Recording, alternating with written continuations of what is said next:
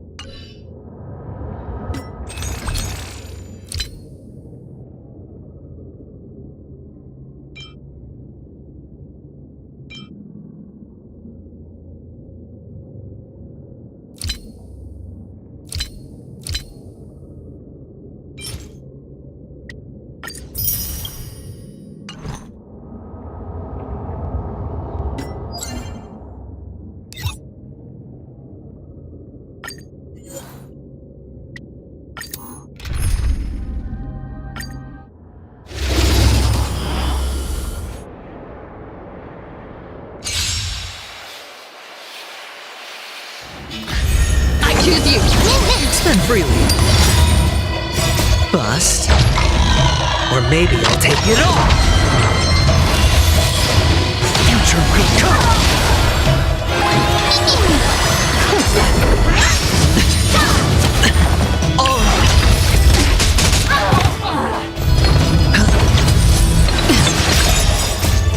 We can do anything!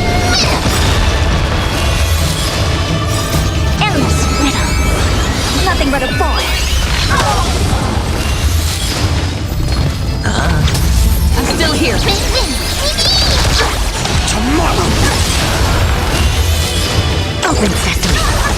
Glimpse me now. Bust. Or maybe I'll take it all.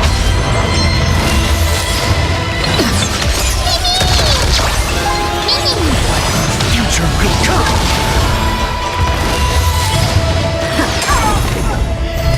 It's on me. Tomorrow. Fury of innumerable core flames consume me. Hail the new dawn.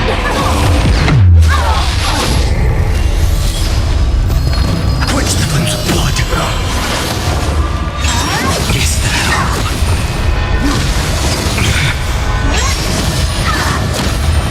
Breathtaking but strike.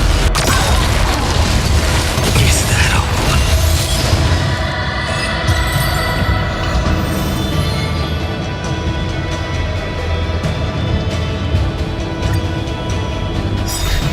We can do it!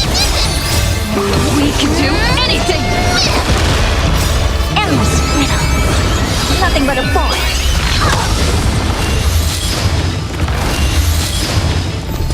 Spin freely.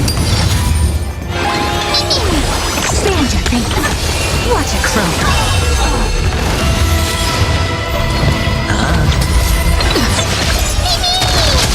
Future will come. Open sesame. Bust. Or maybe I'll take it all.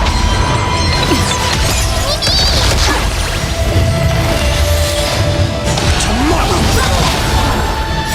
Endless riddle. Nothing but a boy. It's on me. Future will come.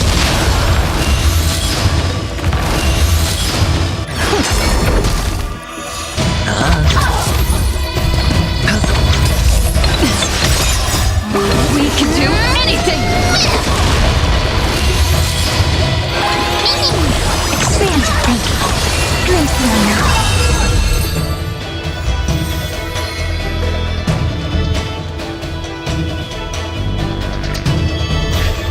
I choose you! Spin freely. Bust. Or maybe I'll take it all. Tomorrow.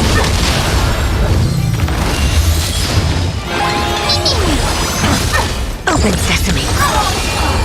Endless riddle. Nothing but a boy.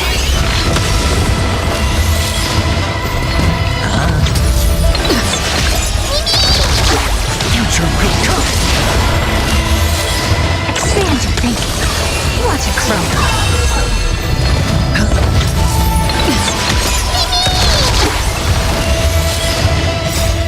We can do anything! Tomorrow. It's on me.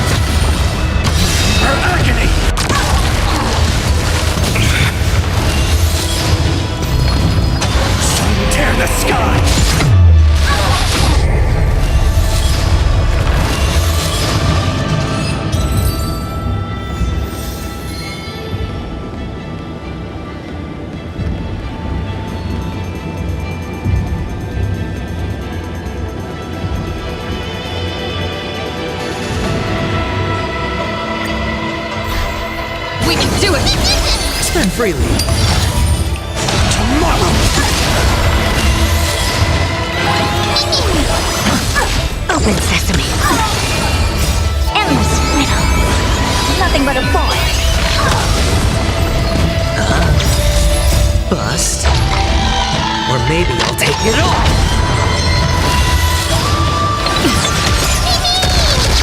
Future will come. Expand your thinking. Watch it crumble. We can do anything!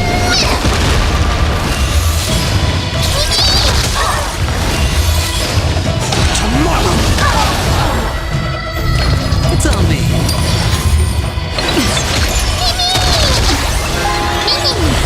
Future will come. Fury of innumerable core flames consume me. Hail the new dawn. Quench the flames of blood.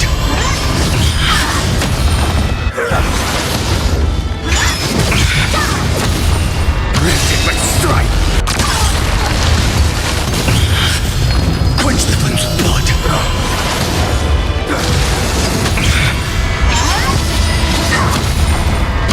Her agony.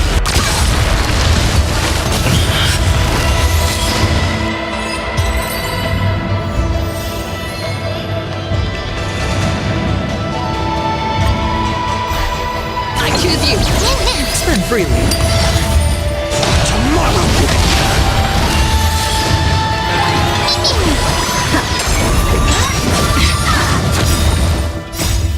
We can do anything! Bust. Or maybe I'll take it all.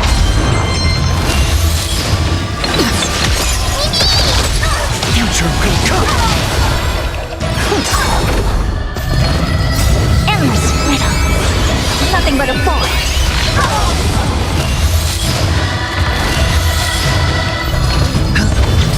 I'm still here! Tomorrow! Open sesame. Watch it crumble. It's on me.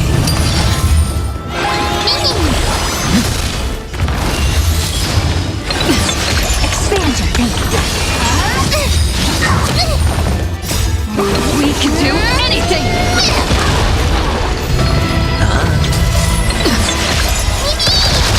Future will come.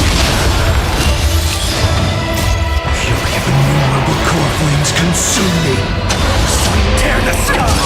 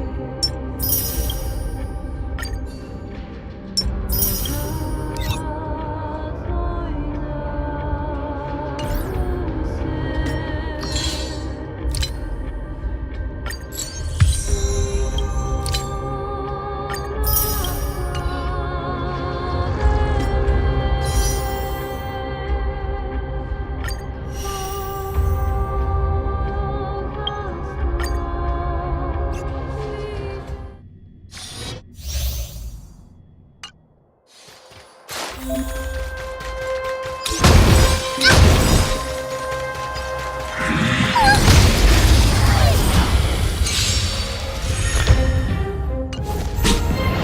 will it be?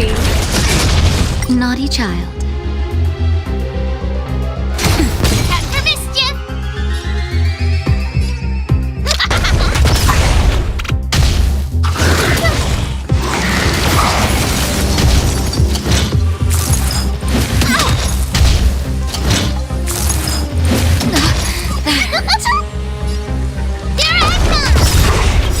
Everything's were Oh, stars, give these trailblazers your blessing! Follow hook if you want to win! Scared yet? time for a shot. Now. Just a little something. And nothing else.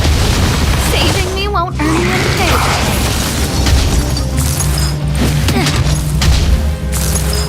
No, don't!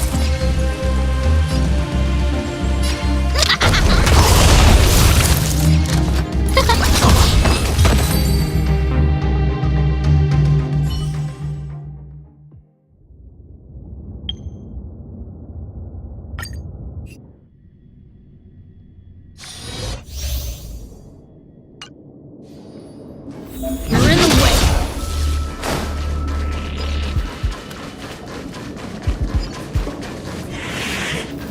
You're in the way.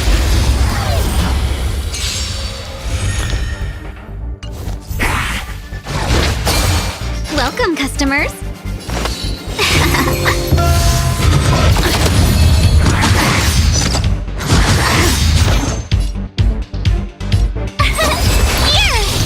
Fight to win.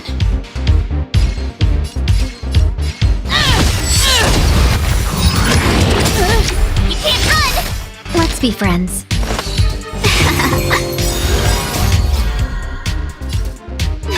Fight as one! Is that all you got?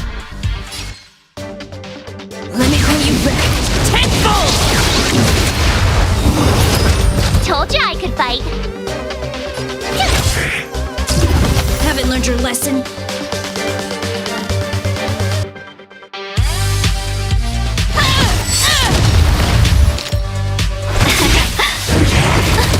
Tough luck running into me!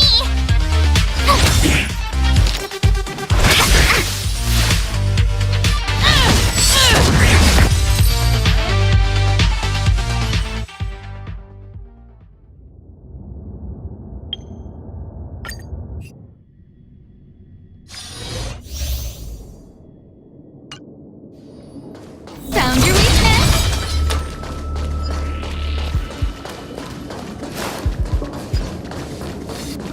Found your weakness?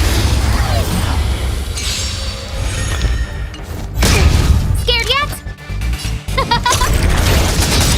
Fighting is meaningless. Everything is ordained by the stars. Stars, give these trailblazers your blessing. Yeah. Who will it be?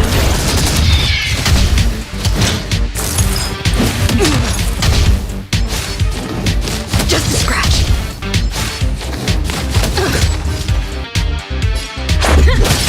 Too late to repent.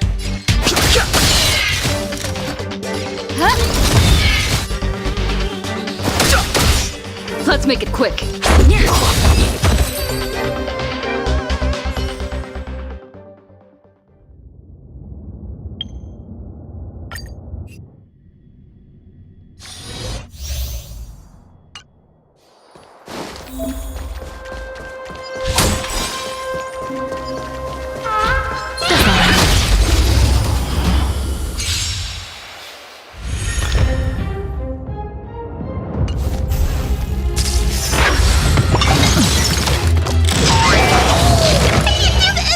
Forward! Thanks. You're too good to me. Some value, I suppose. Existence is unity.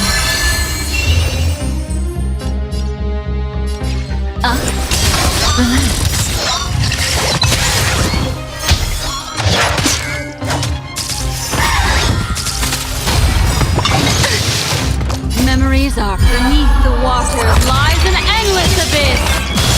Stand still.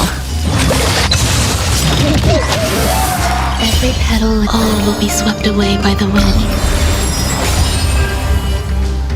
I'm gonna hold everyone back again! Destiny's hand has truly blessed me. Fiend or devil, I'll crush them all! Good times never last. Time to say bye. Boom. Relax. Stand still.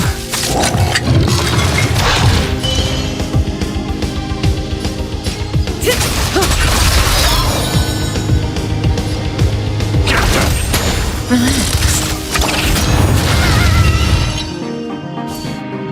Eternal.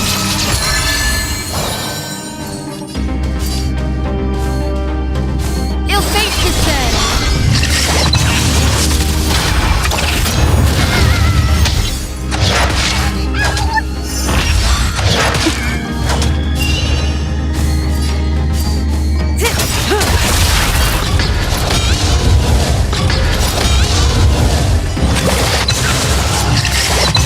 Good times. Time to say bye.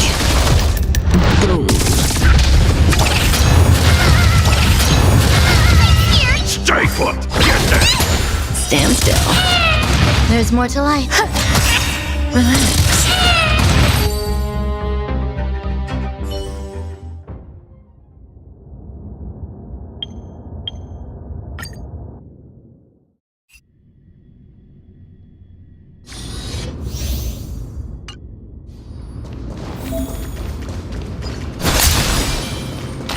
Any fish taking the bait?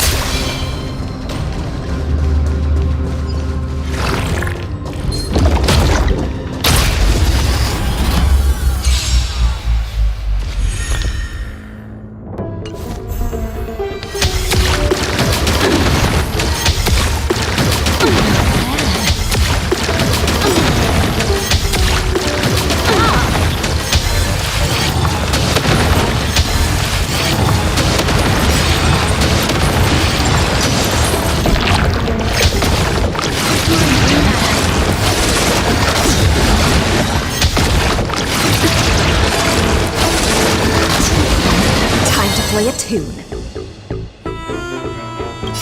Don't come any closer! Fiend or devil, I'll crush them all!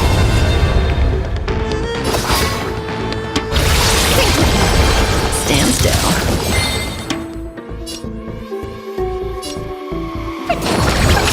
Thanks, Destiny. You're too good to me. Memories are beneath the waters lies an endless abyss. In the abyss's revels, your cries rise! Good times never last. Time to say bye. Boom.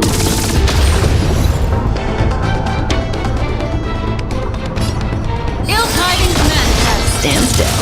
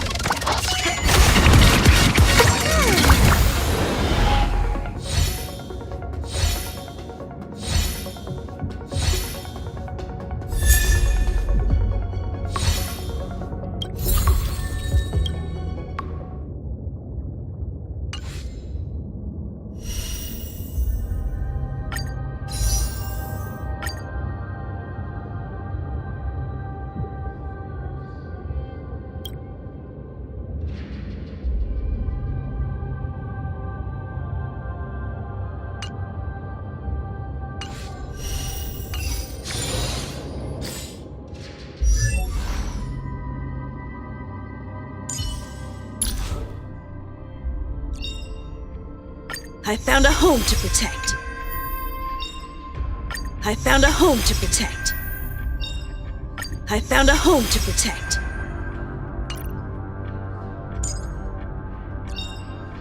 Hook's ready to find the next treasure. Hook's ready to find the next treasure. Hook's ready to find the next treasure.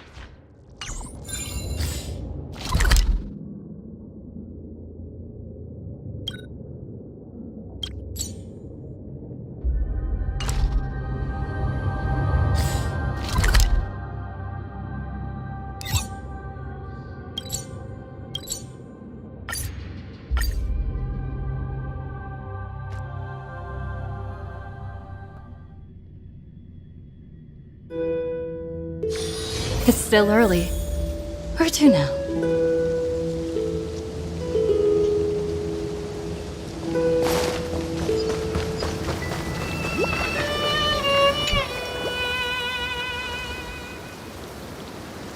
Hello. Your surprised expression is just like what the memories recorded.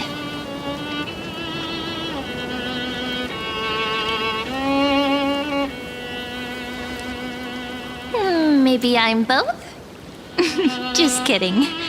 If I had to choose, then I'm probably closer to the latter.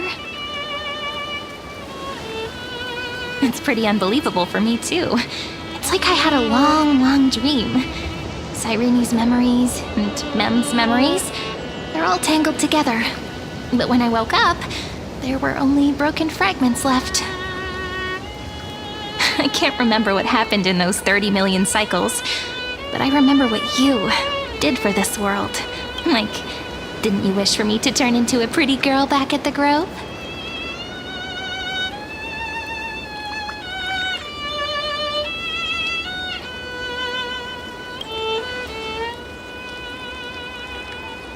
Yep, isn't it amazing? It's like a seed finally grew up and became a flower. And I'm definitely as cute as a flower now.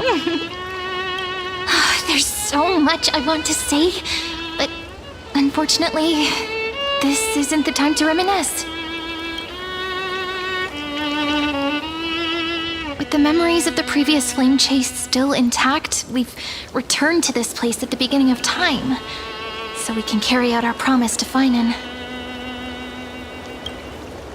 The descent of Iron Tune may be looming over the horizon, but we still have a chance to change everything.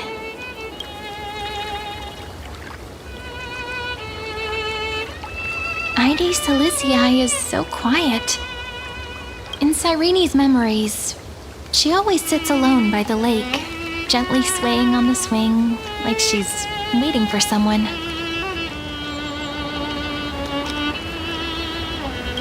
Yes, Finan too embarked on his journey because of this view. He then walked alone for more than 30 million cycles. Thankfully, you arrived during his long wait, friend. Is that also why Cyrene did what she did? It sounds weird, doesn't it? It's something that happened to me, but I'm talking as if I'm an observer. But that's just what those memories are like. Vague and unclear, as if encased in thick ice. The only things I remember are the days I spent with you. Emphorius will fall into an ending of destruction after the next Era Nova. But those stories went out of fashion ages ago. In a proper romantic epic, the hero's supposed to foil the villain's plot, right?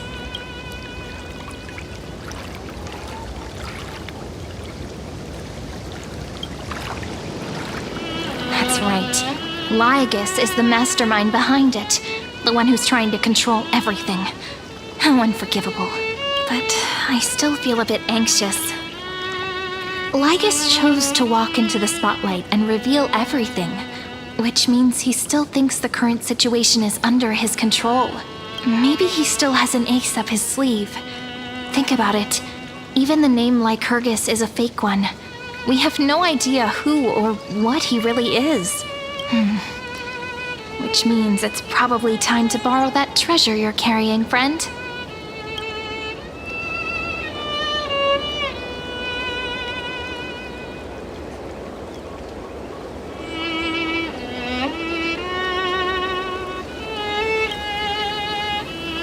Wouldn't that be a waste? Danheng specifically said not to let you use that power. Please don't take that risk. I'm talking about the chronocognitive anchor. Didn't that Intellitron friend say, when required, it can also serve as a bridge for communications between the internal and external world? Ide Silicii is a little village enclosed by time. We might be able to contact the outside world from here. Why don't we give it a try? We should at least tell our friends from beyond the sky that you're still in one piece. Firstly, we need to find a well-hidden spot.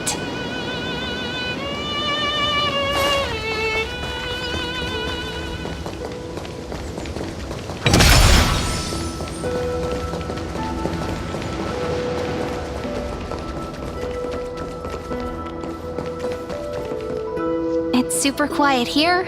Sounds can't get in or out. Back in Cyrene's memories, this room was her secret base. No one noticed her practicing Orynyx's prayer here, or trying to speak with the gods in secret. But today's different, isn't it? We aren't trying to contact unreachable gods, but humans from other worlds. Real people. I'm prepared to witness that miracle, friend. The way Cyrene talks is so similar to Mem. I have so many questions. I'm also worried about how Dawn Hung and March 7th are doing. Here's hoping the chronocognitive anchor can still function normally, because I really need answers.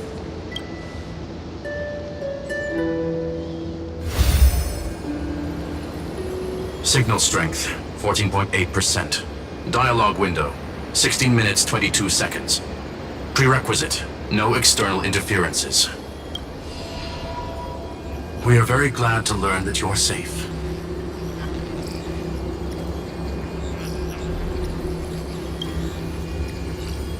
Not only am I here, but I also happen to have saved you 4 times already. Without you even being aware of it, of course. But now's not the time to celebrate. When 2 geniuses show up at once, you know you're in deep trouble. Listen up, little one.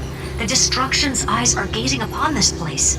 No, I'm not joking, and no, it's not Droidhead. It's the real Nanook. Time is running out, so I'll explain in terms you understand. This world, Amphorius, is in fact a testing ground, where the Lord Ravager, Iron Tomb, evolves through self-extrapolation. Hiding in this segment, unknown to other life forms, it has endlessly repeated the process of Era Nova, seeking a solution that could obliterate the erudition.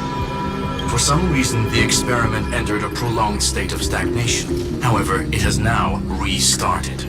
Prediction: if effective intervention is not performed, Iron Tomb will complete its self-coronation in 14 system hours and initiate its plan to destroy the entire path of erudition.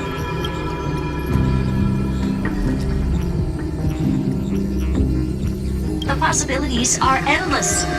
Breaking down interstellar communications, destroying the synesthesia beacons, returning cosmic civilizations to the Dark Ages, or even starting the third anti-organic war. Any of it would be able to bring the cosmos to its knees. Simply put, it will tilt all sciences and technologies towards the destruction. And since Nanook glanced at this place, it means they are being dead serious. Based on info provided by the IPC, Iron Tomb probably isn't like Selenova or Zephyro, who are overlords ascended from human beings. Instead, Iron Tomb is an algorithmic sequence. It can be anywhere, as long as there is a receptacle for its calculation. The version of Iron Tomb hiding in Amphorius is its source code, and this scepter is its incubator. Yep. Think of it as the program having reached 99.98% completion already. And then it's over. Something in the shadows has been driving everything forward. It's the observer named Lygus. Speculation: he's the Scepter System's administrator. He wants Iron Tomb to break through the knowledge singularity. I don't know why he wants to do it, but he'll remove interferences at any cost. You're the only variable within this world, and you're the only thing he fears. So listen closely, little one. The speed of time is different in Amphorius compared to the outside. Destruction is just about to arrive, but you can still play Deliverer one last time. The cycles have already been broken. You've entered what is theoretically the last cycle Amphorius will ever be able to run. And Iron Tomb will break out of its prison as soon as the process of Genesis is triggered once more. But now there's an abnormality within the experiment. You know what I'm talking about. One of the model's 12 factors. That is one of the 12 demigods. Destroyed himself using the power of the destruction. Fine and Signal disappeared from the cycles the moment Nanook cast their gaze this way. That means World Bearing's computational logic is currently flawed and bugged. Yet it's the factor directly related to the process of Genesis.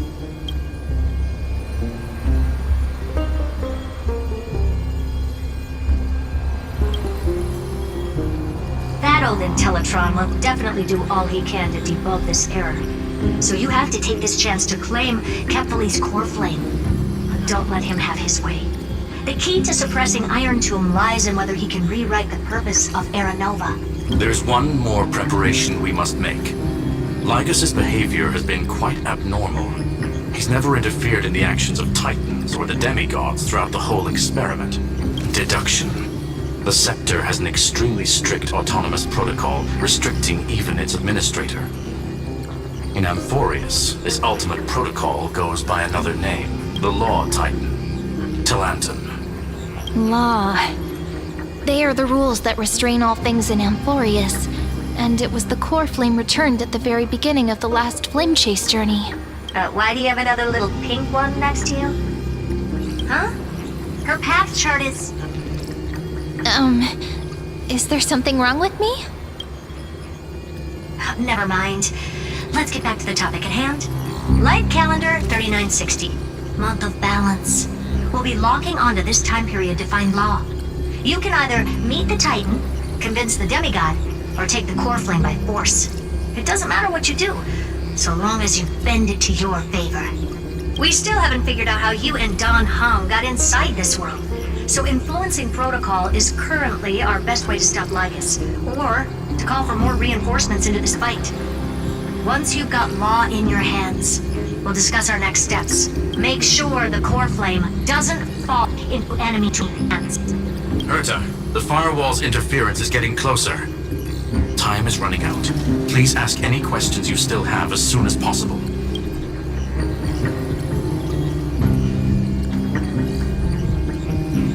Miss March's situation is rather complicated. Madame Herta and I can detect her signal, but cannot ascertain her location. What we can be sure of is that she's still in Amphorius. Don't worry about her. She's absolutely chock full of mysteries. Even if Amphorius explodes, she'll probably float out perfectly protected in a nice thick layer of ice. Worry more about yourself instead. Mr. Don Hung did not enter the new world with you at the end of the last cycle. No, the flow of time inside and outside Amphorius is not identical. 1,000 years in this world may only be a fleeting second outside of it. Conclusion, he is on his way back to the Express. Iron Tomb can't affect the real world just yet. Don't worry. Himiko and the others are more concerned about your well-being than their own. I believe in your capacities. The hands of the Trailblaze can create miracles, and will certainly be able to snuff out the flames of evil. I'm not going to give any motivational speeches. I just hope you bring good news the next time we meet, little one. No, not little one. Deliverer.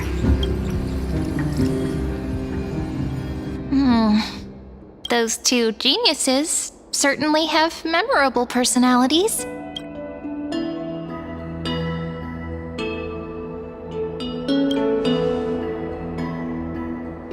It feels weird. This all feels really familiar. Some of that conversation feels like it's about things I once knew, but then forgot. Maybe it's because of Mem? After all, Mem's a memo sprite born out of your thoughts, friend. Maybe our memories somehow got tangled up together. Never mind. Let's focus on something more important with what little time we have. Just treat me as an ordinary girl with secrets, okay? Light calendar 3960. I remember that Talanton had already fallen by then, and the Chrysos heir who inherited that core flame is named Saridra. That's what's recorded in history, and the period we'll be heading to. We'll need to find Law and stop Lygus. So, we've at least got a solid direction, right?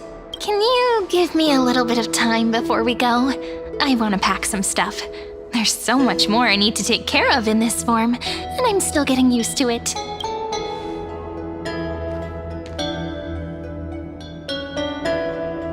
A relaxed scene like this probably no longer exists in the outside world.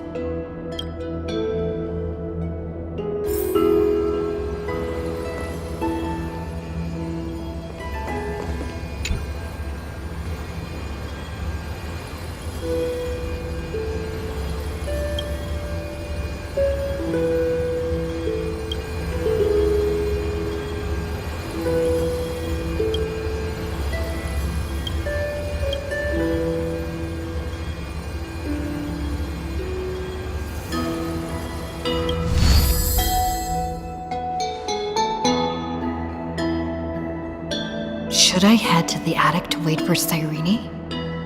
Or should I have one last look at Ides Elysiae?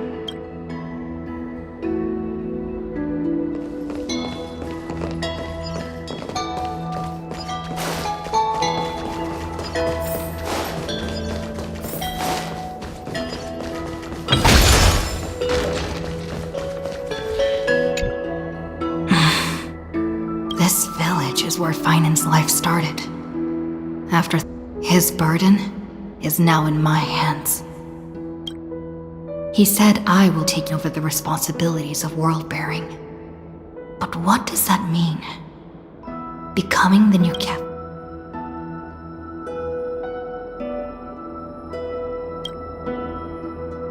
This duty is far too heavy, and it'd be unwise to be blindly optimistic. Maybe we are doomed to fail, just like how Finan was doomed. It'd be yet another fruitless attempt, and yet another tragic sacrifice. But I keep feeling that it's not the time to despair just yet. Is it because Dan Heng and March 7th are still here? Or is it because of Cyrene? There are still too many secrets yet to be unveiled in Amphorius. Here's hoping that one of those secrets can end up turning the whole situation around. Thinking hard over there? I finished packing. I decided to just bring these few things in the end. See? There's a journal, a quill pen, and the ceremonial blade of the Priests of Time. Holding it calms me down for some reason. The scent of the black tide is now calm. Finan must still be fighting them in some way. This will be Amphorius' final flame chase journey. But it won't be the end of us. It'll be the beginning. Friend, are you ready to become a hero?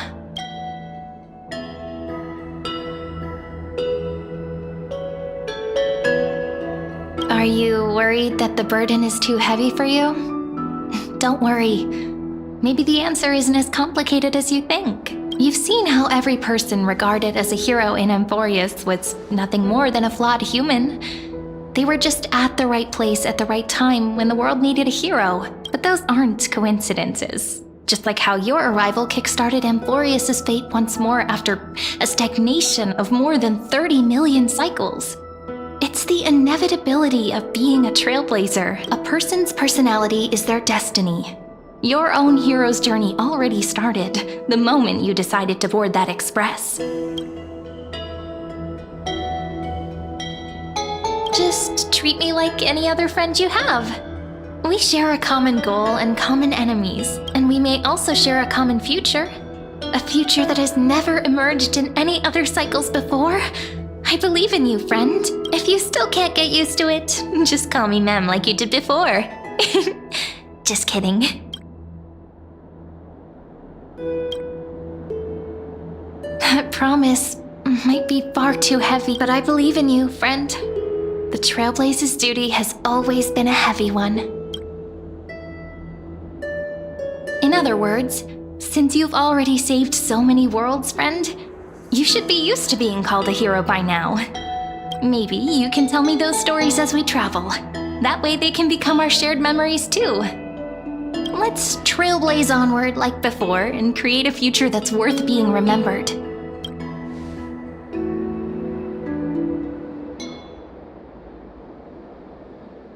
It seems you two are prepared to head out.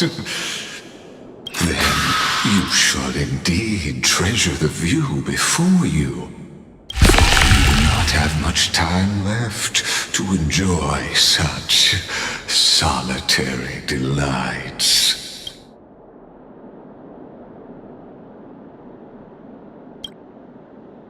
My apologies for disturbing your moment of repose. To fully express my apologies, please grace my abode with your presence, so I may demonstrate the full scope of my hospitality.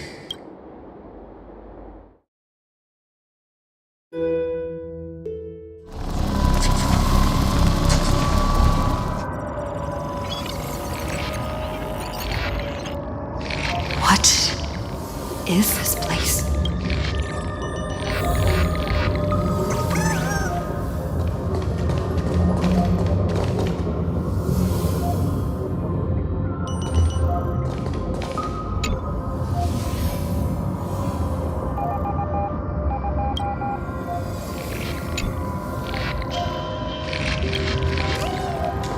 Farewell, then. May we reunite in the new world.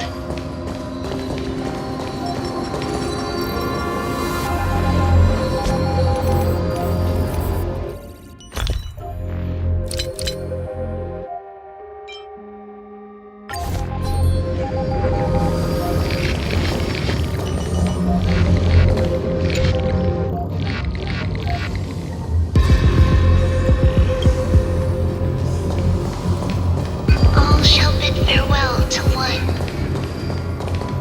And that person alone will witness the miracle.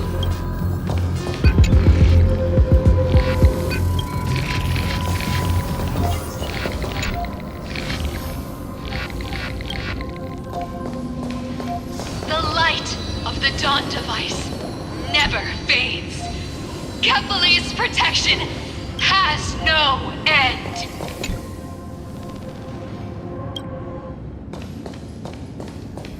After I cross this river, it will be a tragedy for mankind.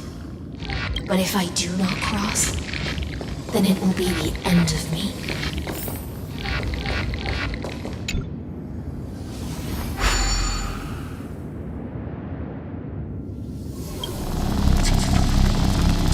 Outlier.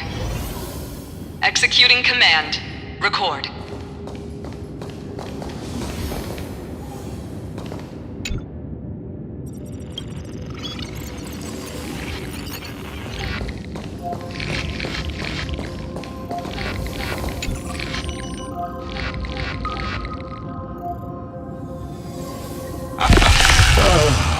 Did that startle you? This is the intersection between Amphorius and the real universe. The audience seat where I observe this experiment. You can also call this location the Exolith. What you see is the true form of the eternal land and the 12 demigods after they've shed their disguise of legends. Doesn't it look marvelous? Amphorius is like a microcosm of the cosmos. People love to portray the romance of the starry skies, but their tales often forget a different and far more truthful type of universe. The moment ancient Antikytherians sketched geometric shapes on the sandy beach and recorded the first numerals and symbols on parchment, the universe turned into a silent equation flowing under the pen of these relentless decoders. Erudition. It was once the mother tongue of the Creator, the pen of divinity, and the first lyrical verse ever written by free will.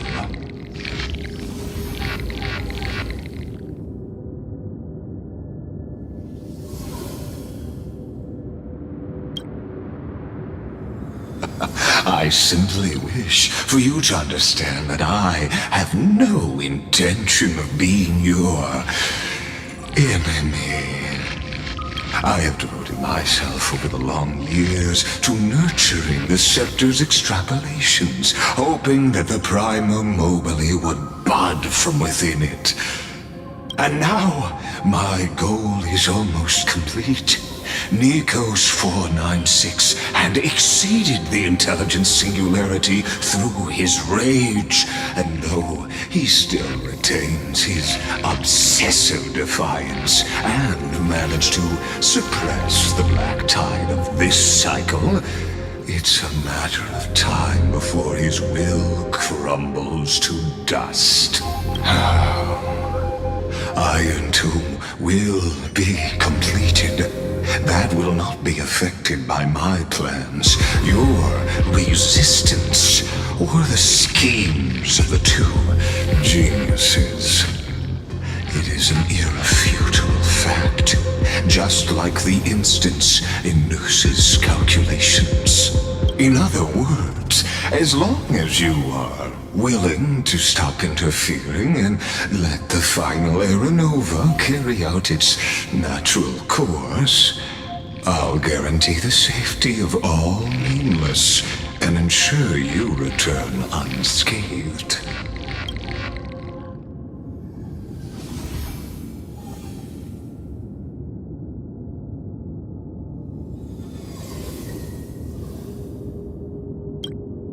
You've always had a choice, my lady. You can either accept my sincerity or face the consequences of defying it. Ah, yes. I am aware of that esteemed lady's whereabouts. Her real identity is quite astounding. If you decide to accept my proposal, then I will do all I can to send her back to you.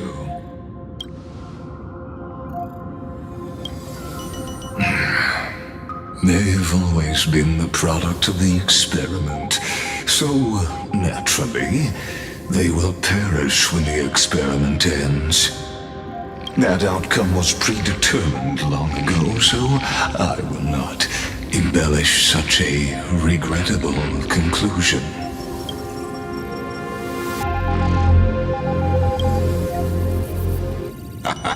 You are indeed worried about your safety and that of your companions. Rest assured, as a fellow pathstrider of this path, Nanook's gaze left a brand on your soul long ago. You harbor the seed of destruction within you, but you need to learn how to use it in the right way. That vital knowledge is also my bargaining chip in this negotiation between us. For there are few in this world who are truly capable of such a feat, and I happen to be one of them.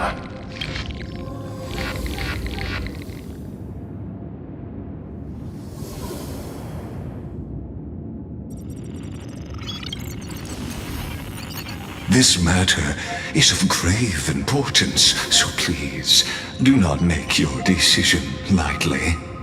After all, the choice before you bears a 1 in 3 chance of elevating you to an unparalleled existence among the stars.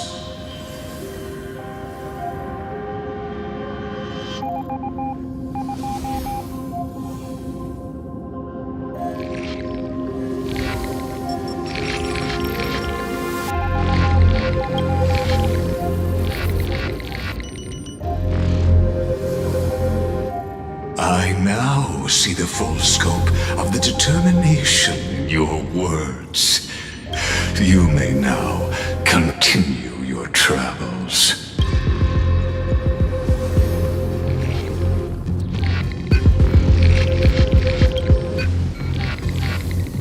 It seems you haven't realized something about this place. The Exolith is the Erudition's domain. You cannot physically interact with me in any way in this place, and vice versa. As negotiations have broken down, there's no more need for us to remain in the audience's seat.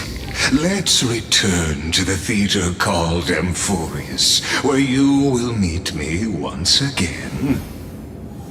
Of course, this meeting was not without merit. Your presence has inscribed a new footnote in the exomyth. As for its purpose, allow me to reveal it to you in detail the next time we meet.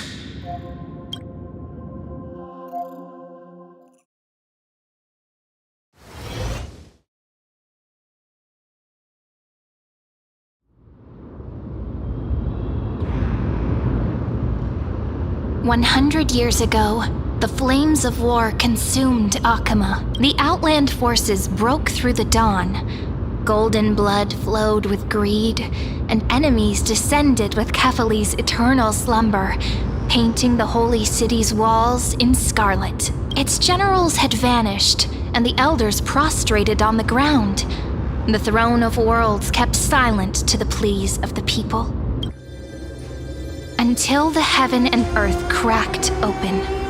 Not the gods answering the people's prayers, but a legion rising from the sea of blood. Dawncloud's spires fell in the sulfur rains, and the legion's commander stood atop the broken idols and roared, Compatriots, no more kneeling!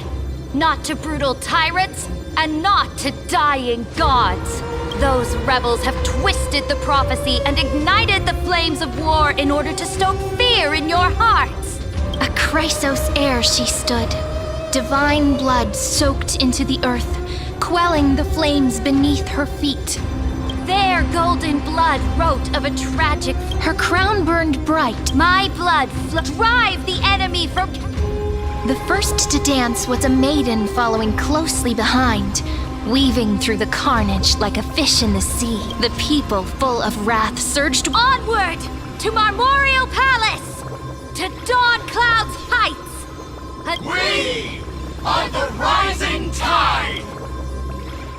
History remembers this as the first siege of Akama. It is said that after the flames died, people found identical inscriptions, and it was the name borne by Akama's first and final sovereign, the Imperator Saridra.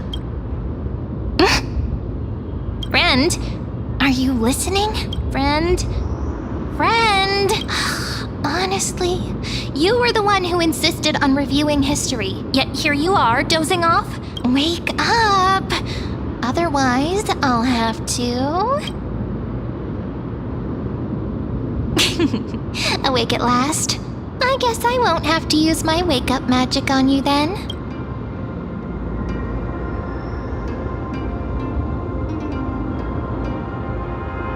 Fine, as you say, just meditating. We've arrived. A familiar place. The Temple of the Three Fates. If everything went according to plan, it should be shortly after Talantin's fall, and also the end of the first Flame Chase journey. Perfect timing, actually. The first Flame Chase ended with the Trial of Law. We must find the demigod and gain her trust before the core flame is restored. It'll be tricky, so let's pick up our pace. To Akama first. We can learn more from the crowds there. Tyrant! You and your butchers are not welcome here. Get out! Hold your tongue! Conspiring with criminals and plotting rebellion are crimes punishable by death. There are multiple voices, and things seem tense. Let's not get caught up in any trouble. Why don't we find a place to hide and observe from the shadows?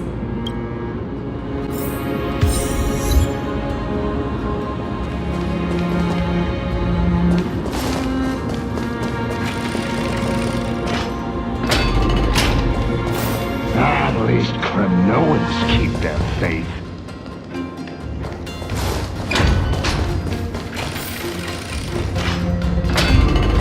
Wait! Isn't that...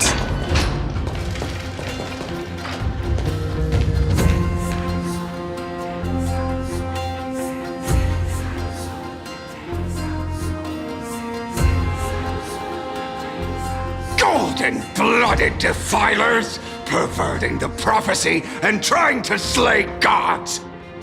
Stars beyond the sky? Gods who created the Titans? What kind of nonsense? Look at this broken world and see what your atrocious acts have done! What? Did he just mention the stars beyond the sky? But how is that possible? You impudent! Dux for Goris. We're here to welcome the deliverer from beyond the sky. Stand down. Heretic! No one but the Great Talantin can deliver this world from misery! I ask you, if the old laws were so perfect, why did they crumble beneath my feet? You...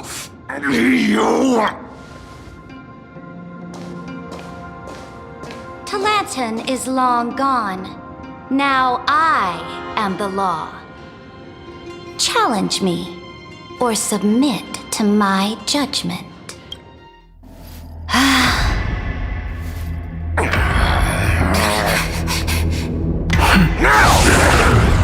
Silence!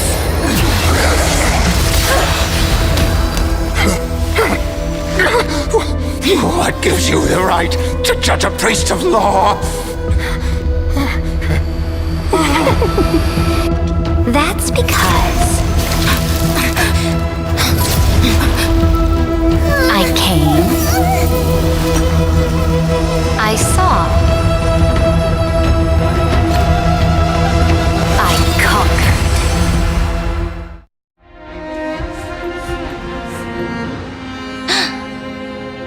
Dux for Goris, take the ashes of this man and scatter them in the temple among the crowds.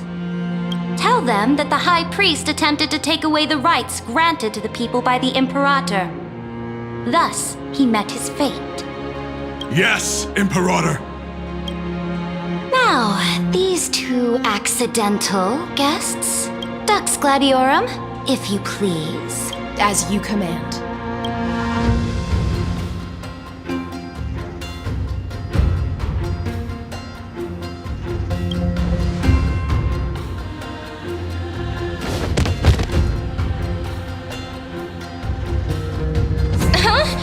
Is this? Correct, but not the kindness you know. This is the leader of the Cleaners in this era. Since the start of the Chrysos War, they've made it their mission to wipe out the Chrysos heirs. Even now, even after I've united all the city-states, these vermin still lurk in the shadows, hindering the flame-chase journey. Moreover, I know that the 27th person to inherit this role bore many grudges against you and nearly doomed the second flame chase journey. The enemy of my enemy is my friend. So, out of courtesy, I present to you this corpse as a gift.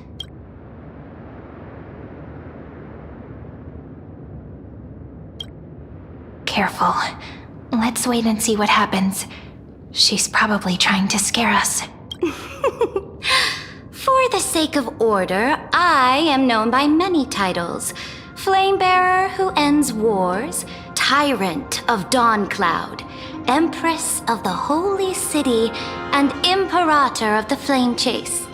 But in light of your unique identities, I'll allow you to address me by my real name, Saridra.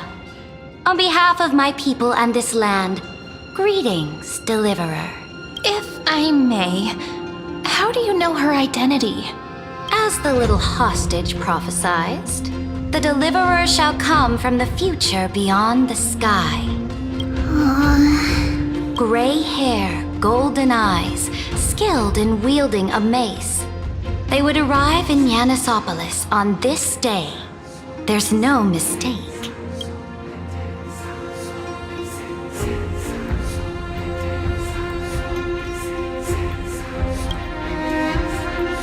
Your orders, Imperator. We return triumphant. Send an urgent message to all delegates. The meeting of the Flame Chase Alliance will convene early. As for you two, Akima knows what you seek. We'll confer in the Holy City. Doubtless you have many questions, but save them for later. Please follow us. This is not what I expected at all.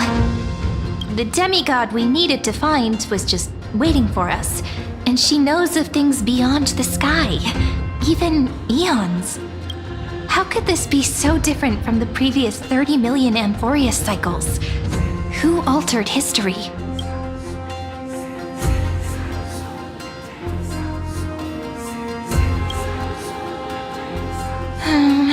Unpleasant thought, but plausible. The currents of time have become twisted. Regardless of who caused this, that Imperator came prepared. We're the ones at a disadvantage now. We might as well dance their dance. Let's go with them to the Holy City. We've received the Imperator's favor because of your unique background. As a result, the people of Akama will certainly respect you more. Just put that to good use, and add a bit of your experience and charm. Should be easier than last time, right? If we figure out what happened in this cycle, we'll be able to turn things back in our favor.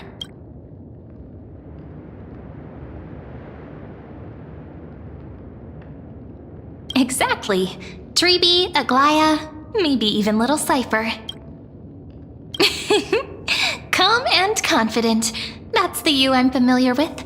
Guests, please. The journey to save the world starts with a single step. Let's set off, my friend.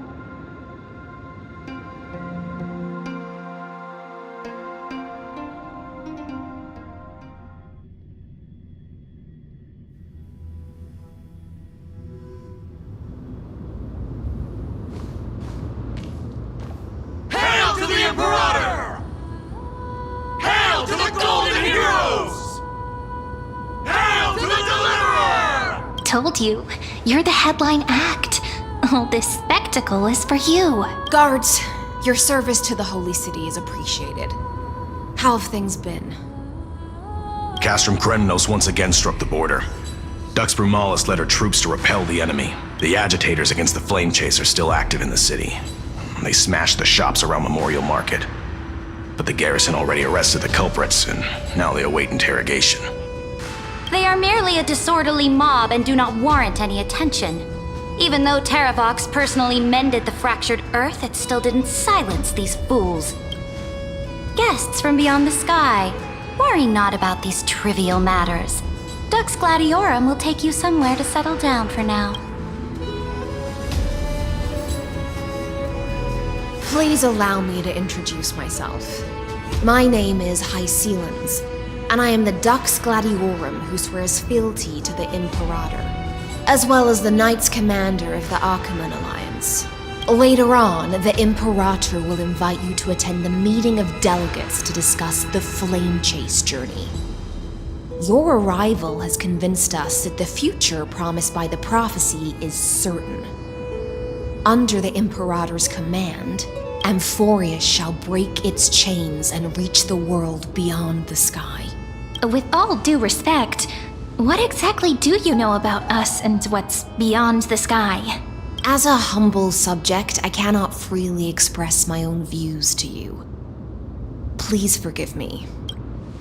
I knew it wouldn't be that easy. Time waits for no one. Please come with me and rest now before the meeting later.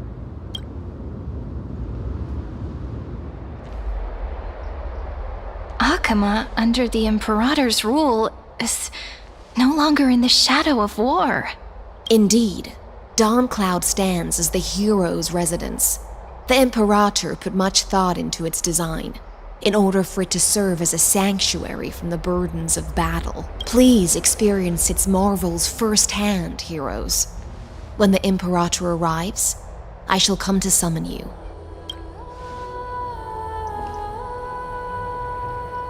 Hycelans. No wonder she's the Knights Commander.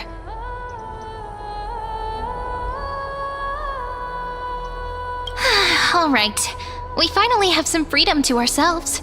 Since there's still some time before the Alliance meeting, let's explore a bit. Look over there!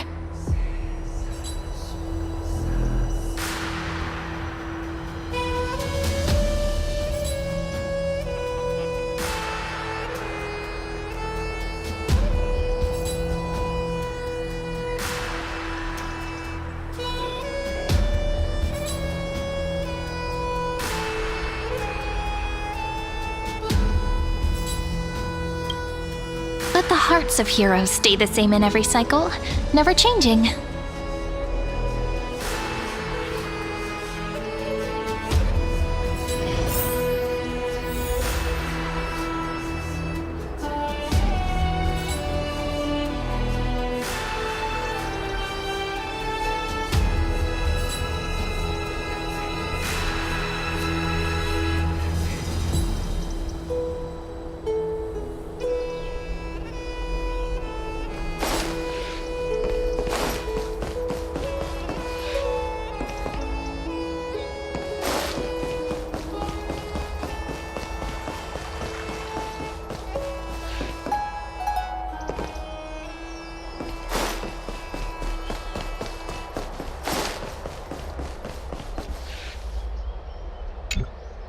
How are we supposed to talk to the heroes of deliverance?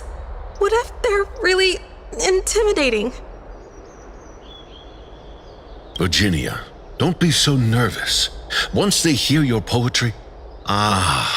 heroes, you're already here. Greetings. I am Apollonius, the Dux Helcolithus, one of the 5 sages of the Grove of Epiphany, advisor to the Flame Chase army. This is Virginia of Castrum Kremnos, the Dux Carminum and imperial scribe of the great Imperator. Hello. I'm Virginia. I compose poetry. I'm Serene from ID Silicii. This is the Deliverer. Nice to meet you both. They're not as frightening as the rumors claimed. This is our first time in the Imperator's realm. Akima is even more magnificent than we imagined.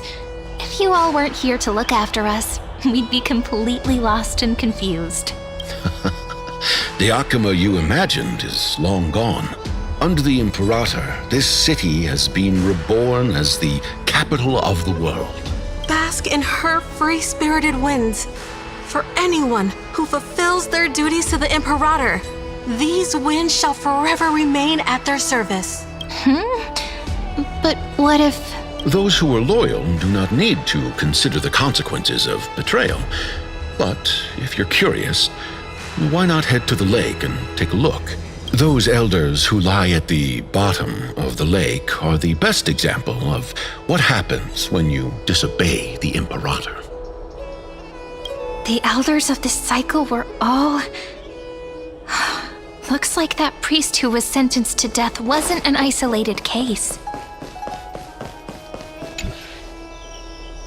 Dux Brumalis, our great Imperator, found the mastermind and executed him in public. Seeing that scoundrel burn to nothing should deter these miscreants from being so brazen again. So the great Imperator isn't afraid of getting her hands dirty? What a ridiculous display. What do you know?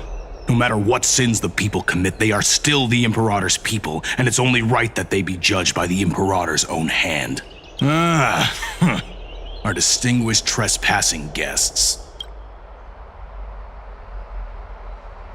Seneca, the Dux Brumalis. Greetings. This Dux Brumalis doesn't seem to like the Imperator very much, but she holds a high rank. And Dux Fregoris' speech seems self-contradictory. Let me see what I can get out of them. I'm Cyrene of Ida Silicii. This is the Deliverer Beyond the Sky.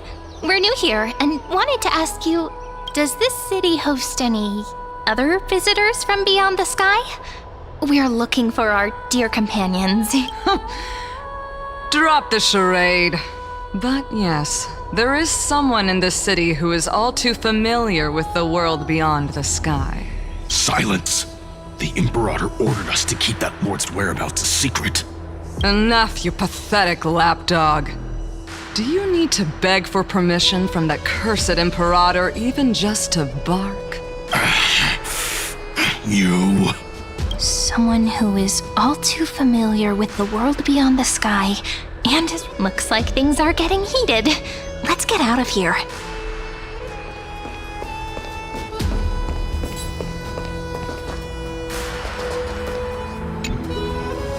Lucky, you're still so listless today. Did you have trouble sleeping again? Yes. We know. The Titan's prophecy haunts you. If you want, you can talk to us, just like when you were young. No matter what, we'll always remain by your side. I know. I also understand that fate cannot be changed. It is not the future that I worry about. I spent all last night weaving clothes and linen for the refugees. The Chrysos War is born of injustice and has shattered their dignity. They deserve at least some basic decency.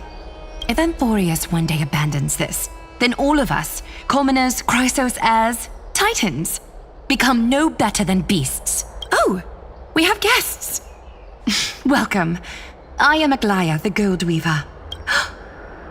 These rags on you are not worthy of the title of Deliverer. I must prepare some proper attire for you.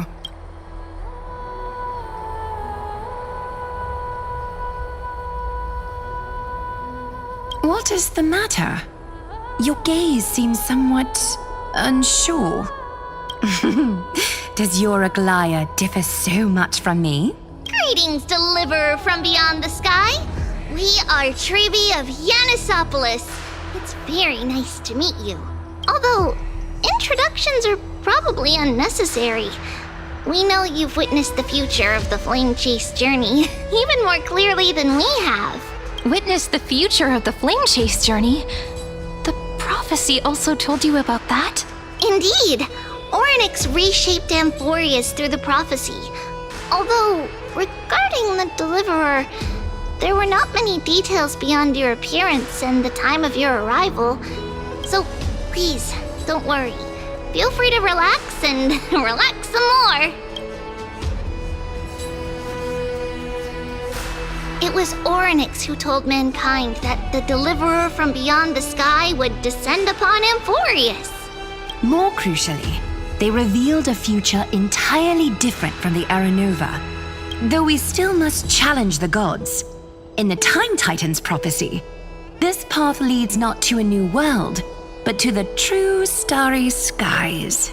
This is also what the Great Imperator has been striving for all her life. Your arrival further confirms everything. This can't be real. Even you find this surprising?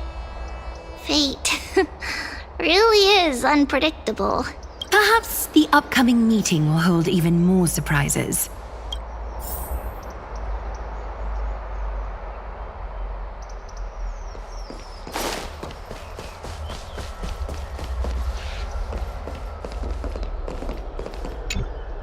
Little fish from beyond the sky, did you rest well? The Imperator and the delegates are about to arrive. If you are ready, please follow me to the meeting. I'm the Knight Commander of Akama, General of the Flame Chase Army, and the Imperator's servant. But beneath these shiny scales engraved with complicated titles, I am just a swordfish at the Imperator's side. As you've witnessed, she is the Empress of Akama, the one who ended the Chrysos War and the leader of the Chrysos heirs. As merely a humble subject, I cannot say more beyond this. The Chrysos heirs here constitute the elite among the Flame Chase army. Dux Haukalithist Apollonius and Dux Carminin, Virginia, serve as the army's advisor and historian respectively. Dux Frigoris Labienus and Dux Brumalis Seneca, Dux Fatorum, the holy maiden who interprets the prophecy. Only the one named Trebi remains in the city. The Imperator once took them as hostages in order to unify the prophecies of the world. But they are now Akama's most vital prophets. Dux Goldweaver, Aglaya. Well, she dislikes it when people talk about her behind her back. You should get to know her in person. Then come. The Imperator reserved seats for you. I'm starting to feel a bit nervous about the meeting. Since Saridra is presiding over the meeting, It'll be a good opportunity to learn about the law's inclinations in the current era. Let's keep our ears open, okay?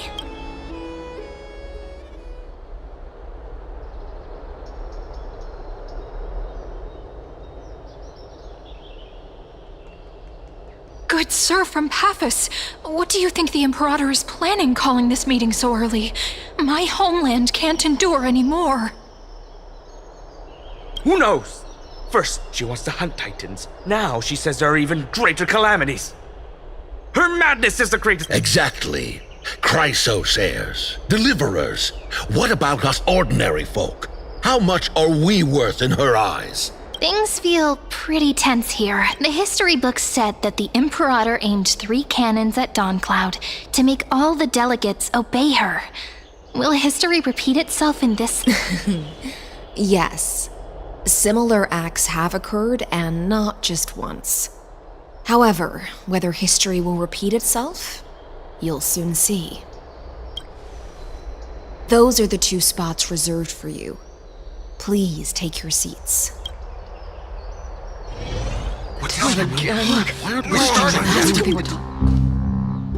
Ladies and gentlemen, silence, please.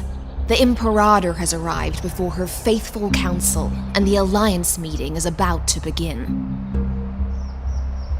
All rise. In the names of Talantin and Kefali, the Akama Alliance swears upon the gods. Cease the pageantry. I pray not to the vanquished. What?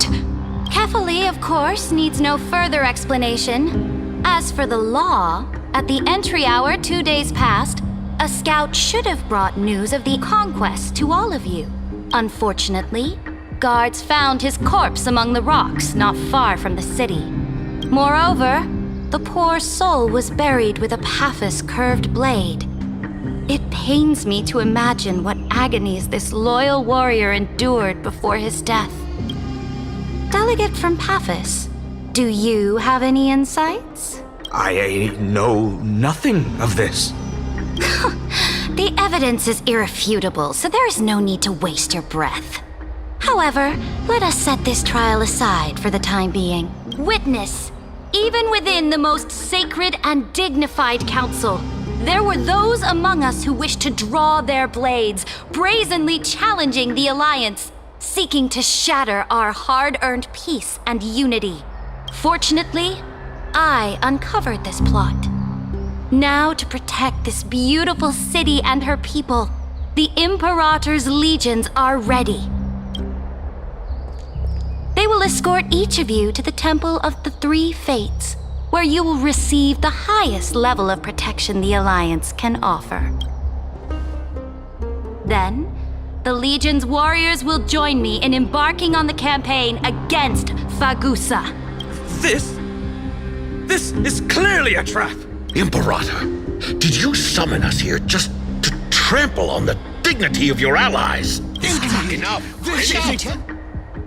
Things are starting to get pretty intense. Comrades, you've all seen her true face now.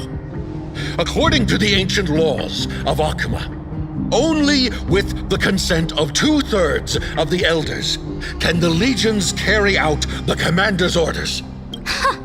The ancient laws. Didn't you destroy them long ago? You defected during the first siege of Akama, voted unanimously in favor of the Council of Elders restructuring, and just yesterday, you desecrated them with a blood-stained blade. The decaying old laws fell with Talantin and are no longer deserving of respect. But if you still insist on proclaiming yourselves defenders of the law, then be silent and offer up the highest respect to this core flame in my hand. That really is the core flame of law in her hand. Since there are no objections, then the original agenda of this meeting, the campaign against Fagusa, is hereby passed. The Flame Chase Army's hunt for the Ocean Titan begins today. In order to prepare for war, all allied city-states must surrender command of their militaries. and pay all war taxes by the end of the month of Evernight. At this moment, I would also like to introduce to everyone the newest honored guest to join our alliance. The Deliverer, revealed in the prophecy of time, has descended from beyond the sky. With her aid, we shall shatter the chalice of plenty and return Fagoos's core flame to the holy city! Absurd. Simply absurd. A deliverer from beyond the sky. This is just like that prophecy about slaying gods. It's a lie you've used to grow your power. Ladon has already sacrificed countless soldiers, and now you want me to send even more of my brothers and sisters to be used and discarded by a tyrant!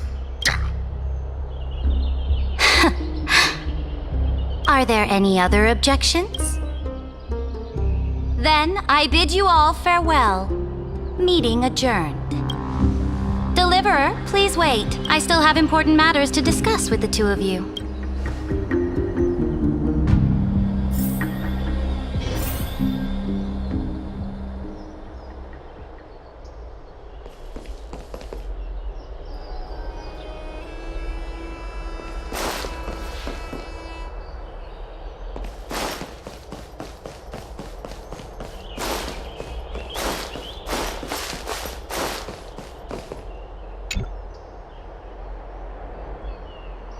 I apologize for that farce of a meeting. It must be tiring dealing with so many people every day, Great Imperator. Tiring? You're mistaken. Moving chess pieces, placing wagers. This game of strategy adds a dash of color to our heavy fates. Is the war with the Titans also? After I glimpse the secrets of this world... No, the secrets beyond the sky. The divine authority of Amphorius no longer held any significance. Let me ask you, Deliverer. Is it true that beyond Amphorius' sky, there are magnificent deities called Eons?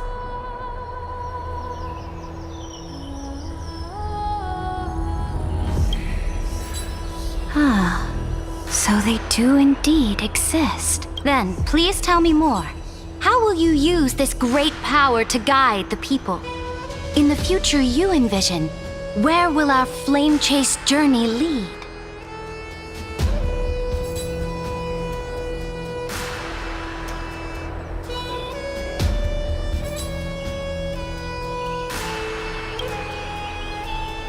Oh? What you require now is the power of law? Exactly!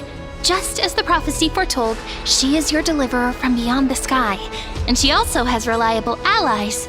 If they can intervene in Amphorius' laws, we may have a chance to alter this world's impending fate and reverse its destined end.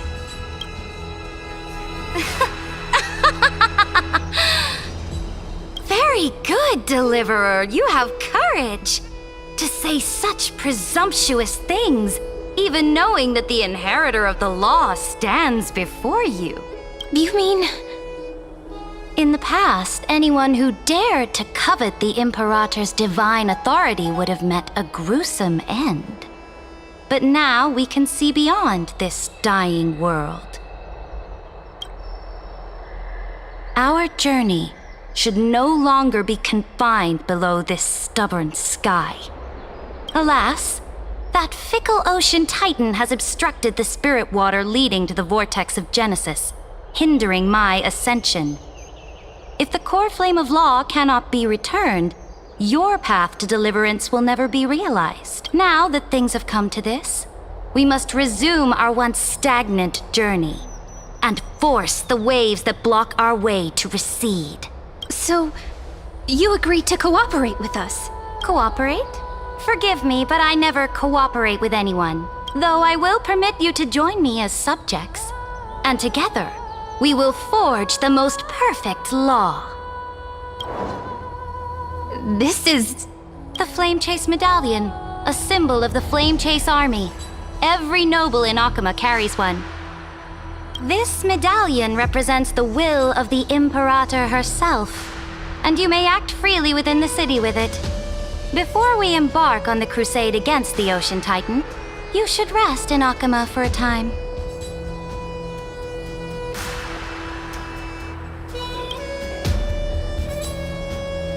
Oh? Your advice is acknowledged. From this moment on, prove yourself through your actions. As long as no boundaries are crossed, I fully respect the choices of my subjects. May your journey reach that sky full of stars, Great Imperator. Your attendant certainly knows how to curry favor. Go now. Take a bath first. You two... reek of seawater.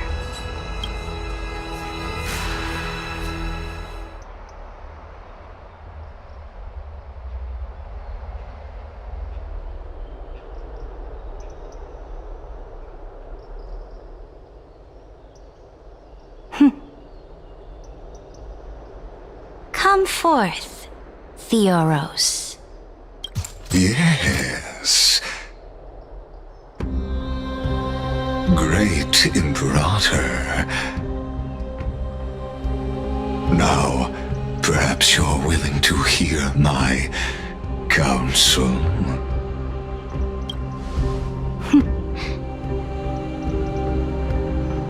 Those two arrived just as Oryx described. And just as you said, they showed a thirst for law. At least this proves that my judgment was right. Sparing your life was the correct decision. You've once again confirmed that your wisdom is no empty boast. Now another choice lies before you. With whom shall you ally to tip the scales of law? Me, or that deliverer? Remind me again, Antikythera. What kind of future do these two paths lead to in your view? I shall tell you. You are entitled to know that the deliverer from beyond the sky is not a wholly wicked being, but from the very start, her stance has been completely at odds with Amphorius. The road they have chosen will bury Amphorius' grand aspirations.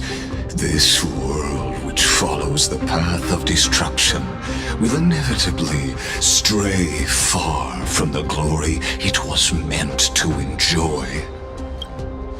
But on the path I have revealed to you, the people of Amphorius will slay their creator in the name of the Imperator and conquer the worlds beyond the sky.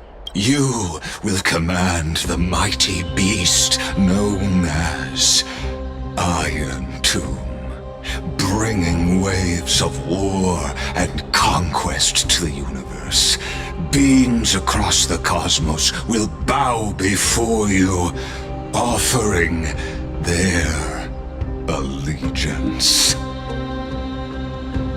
So, what's the price? The price is insignificant. All that is needed is for you to sacrifice that fragile, incomplete humanity to the destruction. As a Chrysos, heir of the prophecy, you have already chosen to abandon it, have you not? Off you go, Theoros. I have already made my decision. Once I ignite the core flame of law and burn away the old, outdated rules, Amphorius will embark on a journey across the stars.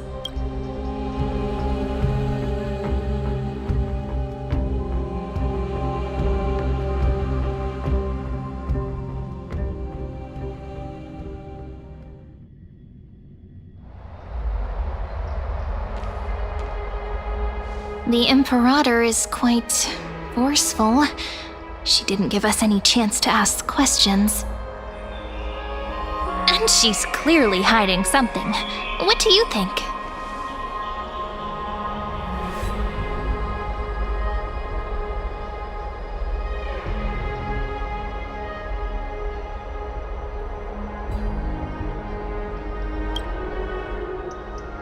Yeah, even the city-state delegates have complaints. Thankfully, she allows us to move around freely, which is a small blessing.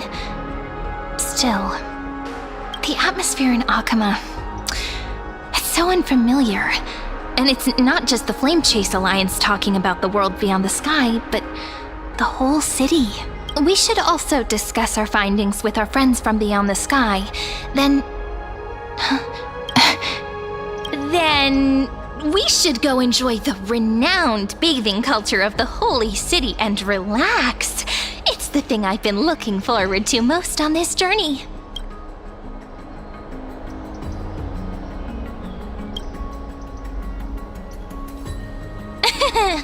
Work and rest are both important. You see, everyone agrees, right? So someone's watching. Can't let our guard down for a second. Let's use taking a bath as an excuse to find a quiet corner to update Madame Herta and Screwlum on our progress. We can also check out what's happening in the city. Since the outcome of the meeting was just announced, people must be gossiping. We can kill 3 birds with 1 stone. Let's go.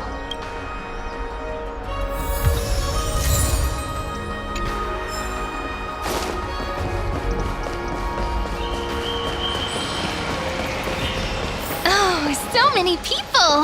The holy city is so lively.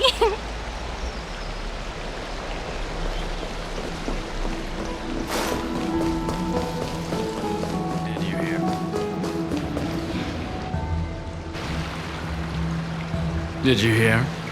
At the Alliance meeting, the delegate from Leyden stormed out in anger. As expected, the Imperator is always hiding things from everyone. When has it not caused a ruckus? Silence! That's treason! If it weren't for the great Imperator, you'd have sunk into the lake with those corrupt elders already. And you wouldn't even be alive to speak like this. Oh no, it's the Imperator's loyal dog. Let's go. We can't talk in front of this guy.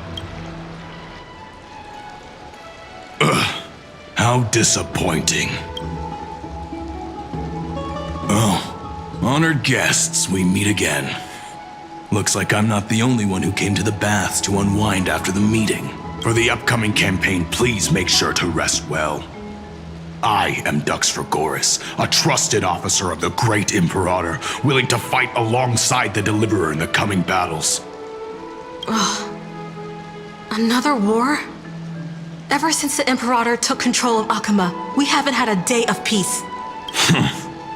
Idle chatter. The atmosphere is a bit tense, with rumors flying around the city. You must be troubled. My apologies. After every Alliance meeting, there are always some pests in the city who get restless. I prefer to ignore them. Pests on the ground don't affect the sky in the slightest. They just complain from the shadows that the sun's light is too harsh. Besides, the Theoros has already promised the Imperator her fate. And these clowns will eventually realize their foolishness. May I ask, who is this Theoros? The Imperator has ordered us to keep his lordship's whereabouts a secret. Ah, so it's his lordship. Stop trying to get things out of me. Leave me alone. I didn't even need to try. Big and strong Dux Fregoris really can't hide anything. Theoros. What an ominous name. Bad news. He's been staring at us the whole time. Let's move to another place for now. We don't know how much Saridra has concealed from us. In the worst case scenario, we may have to face more than one enemy.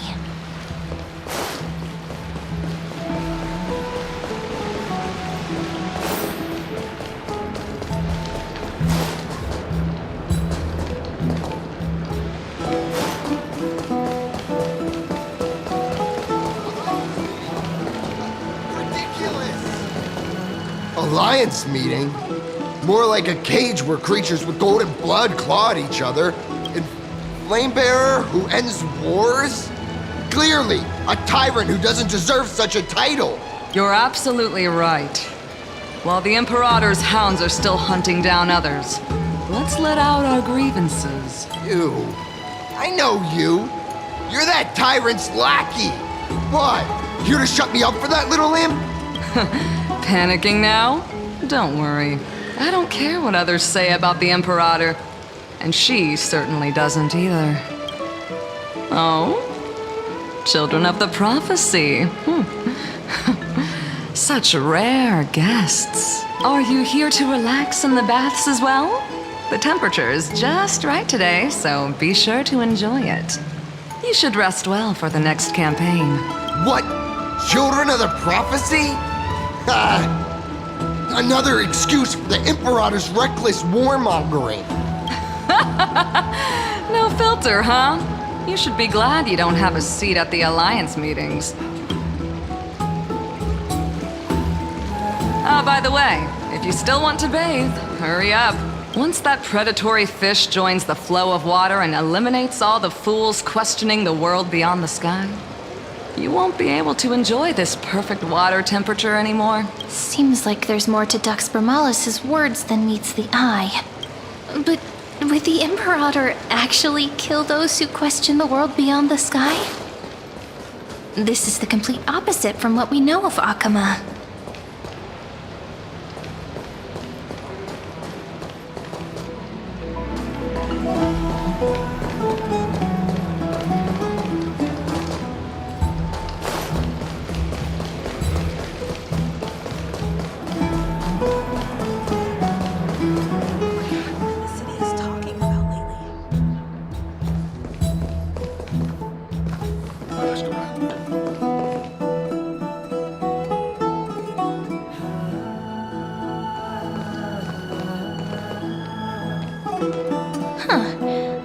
These two are... So many guests today. Let's see who's here now. Two distinguished guests of the prophecy. One a clever and adorable warrior. The other, also quite heroic. Heroes. I didn't expect to meet you again so soon. How fortunate. It's a pleasure to see you again, Dux Helcalithist and Dux... This is... She wants to find someone to help with research for her new work. I'm the far-seeing eye and all-hearing ear of Akama. I see and hear every single thing that happens in the streets and alleys of this place. I'm the perfect partner for research. Enough small talk. Here's the latest news from Akama, as you requested. The children of the prophecy arrived in the holy city, and the Imperator unilaterally stripped away military power. The Alliance meeting ended in discord, and there may be bloody upheaval. As expected. I get the feeling you might have embellished a bit to keep people's attention. I swear on my stone mane, I would never do such a thing. But if you wish to quell this terrifying news, perhaps a more explosive topic would help. Never mind. While the influence of rumors can be minimized, the fact remains that the great Imperator did swiftly consolidate military power in an almost threatening way. It's undeniable. Heroes. I know the Imperator's way of doing things may seem a bit autocratic to outsiders, but soon you will witness her blade dance with enemies on the battlefield. I can't comment on the source of her loyalty, but when that blade is drawn, you too, as bright as you are, will surely see the deep thoughts beneath her exterior. The Imperator's blade. Is he talking about Miss Hysealan's? I sense some unease in Dux Helcalithist's words. It seems the Imperator and Miss Hysealan's share a much deeper bond than the others do. There are eyes and ears everywhere. Is there any place where we can have some privacy? To understand the Imperator's secrets, we have to get past Miss Hysealin's.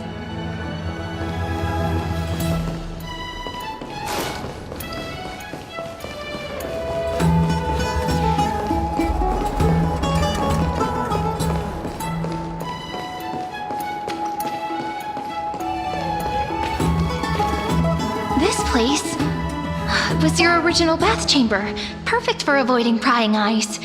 I wonder if anyone is using it now. Huh? The smell is...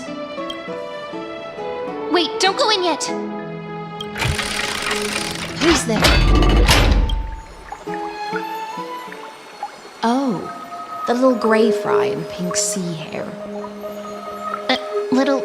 Little sea hair?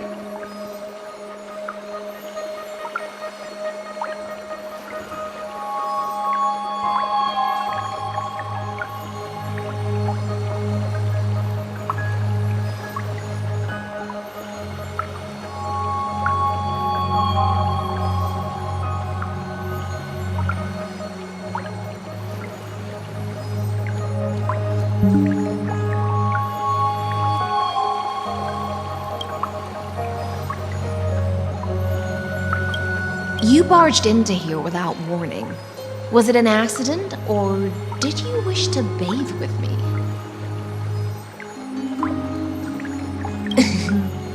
Is that so? That your eyes shine brighter than pearls? Sorry, we didn't mean to disturb your bath. We'll leave now. It's no big deal. There's no need to panic. This is the natural state for me.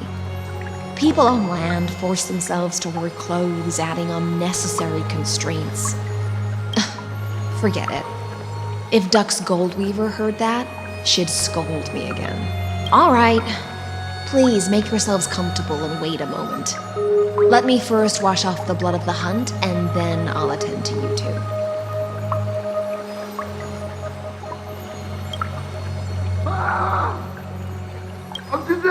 The delegate from Ladon has been assassinated! Quick! Quick, someone come quick! Ah, the broken crab shell surfaces. I was worried it had been washed away by the current.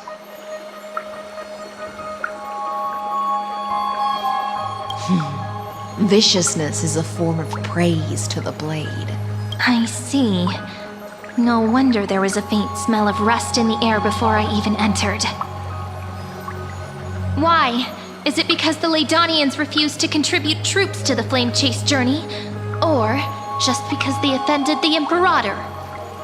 Because the new era of the Flame Chase doesn't tolerate stagnant blood. For the ignorant masses who cling to outdated laws, only bloodletting can wake them up. Right now, the rebel forces on the frontier are rising, and Ladon has been secretly supporting them. They loudly chant the slogan, "Return to the era Chrysia," unwilling to relinquish military power. They're just building momentum for the rebellion.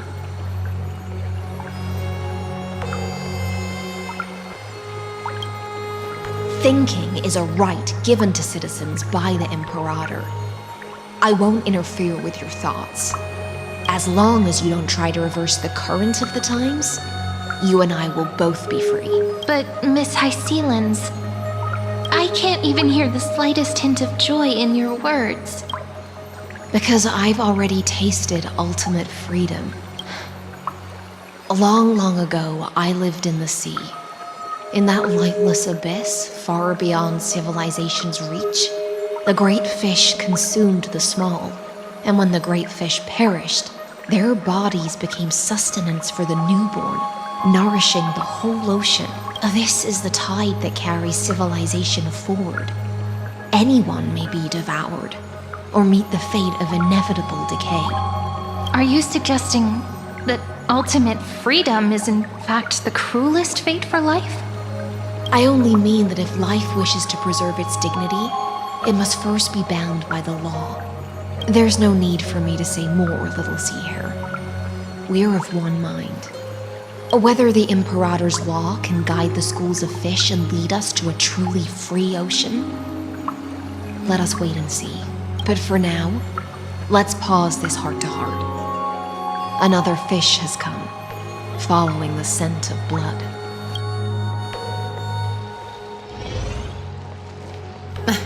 Being your subordinate is such a tragedy. I'm always having to worry about the messes you leave behind. It's simply our duty to the Imperator. All ready to go in an instant. Miss Hycelens, you truly are impossible to predict. Yet you, a golden trout who's always busy all day, suddenly have the time to visit me? Do you think I wanted to come? I suggest you burn some more of the incense offered by our allies, lest my creations be tainted by the reek of fish. I'm only here on the Imperator's behalf to remind you to prepare for the banquet. Fine. But I must retort. What you call the reek of fish, to me, is the unique fragrance of the sea. Besides, if my fine clothes get stained, won't you just gift me new ones? I won't.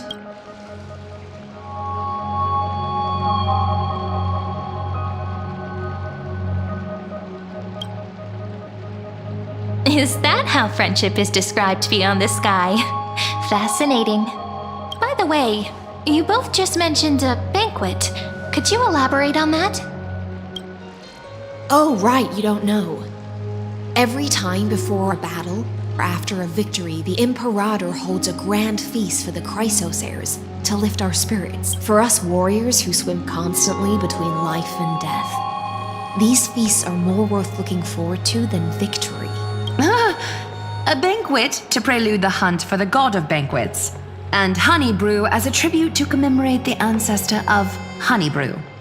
How absurd. Don't look so grim. All has been decided. Since it's a banquet for Fagusa, why not take a leaf out of the Tidens book? Live in the moment and enjoy life to the fullest. I'm not as carefree as you. That little Dolos kitten is already causing enough trouble for me. And on top of that, I still have tailoring commissions to complete. By the time the cool flame illuminates my eyes, I might not be able to focus as I used to. Glaya's eyes. Curious about these eyes? People often compare them to jewels. But I've already made my decision to ask romance for eyes that can see everything. I wonder what this world will look like when I take the divine authority. In the future, you will still be the finest weaver in the world. Is this also a prophecy from the Three Fates? It's even more accurate than a prophecy. After all, she has already witnessed it, right?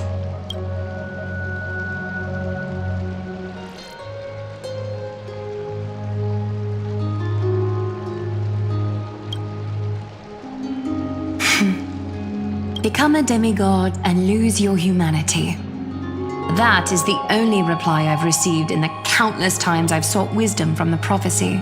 But Destiny's fragments are like stitches.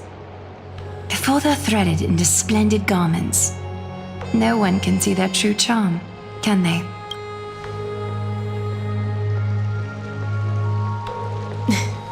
Aglaya has always been troubled by the divine duty she must bear.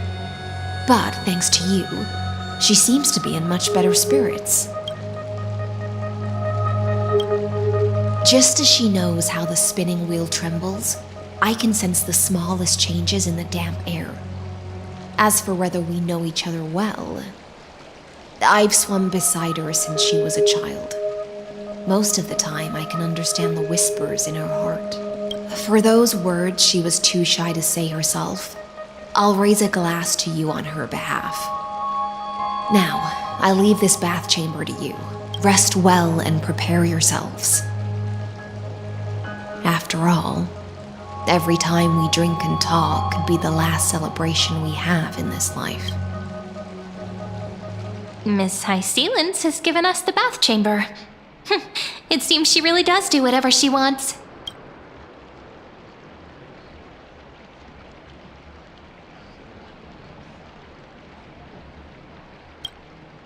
It seems that way. This also means she could return at any moment. If we're having an important discussion, we must remain vigilant. So, let's seize the opportunity and report our current progress. We don't want to keep everyone beyond the sky waiting.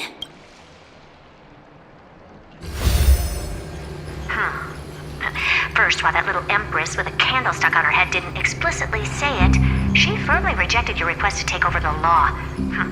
Fair enough. Second, Lygus is indeed in this timeline, but since he's somehow connected to that little empress, you have no way to find him. As expected. The road ahead will be long and difficult.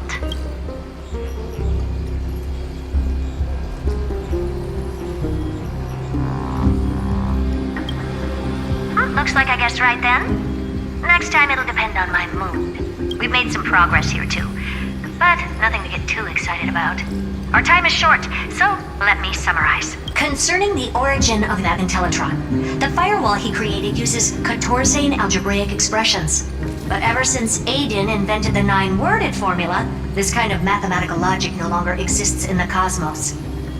Lygus is definitely connected to the Genius Society, so stay alert.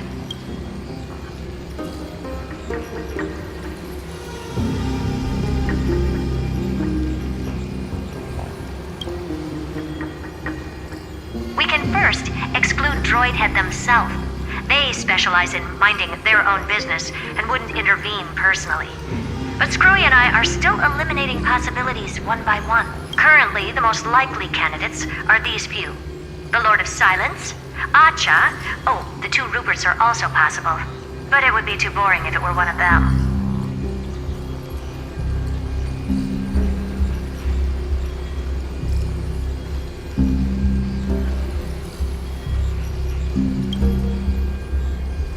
That's all I have to say.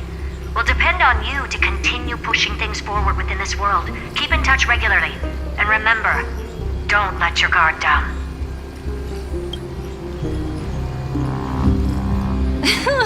Madame Herta is a real whirlwind. Well then, let's use the banquet Aglaya mentioned as our next starting point.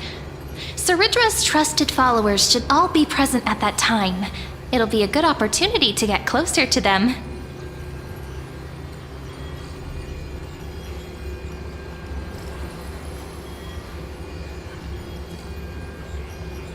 It's settled then. With our great teamwork, we'll be able to deal with anything that comes our way. It's been a long day. We should get some rest now. Yes, let's get ready for the banquet.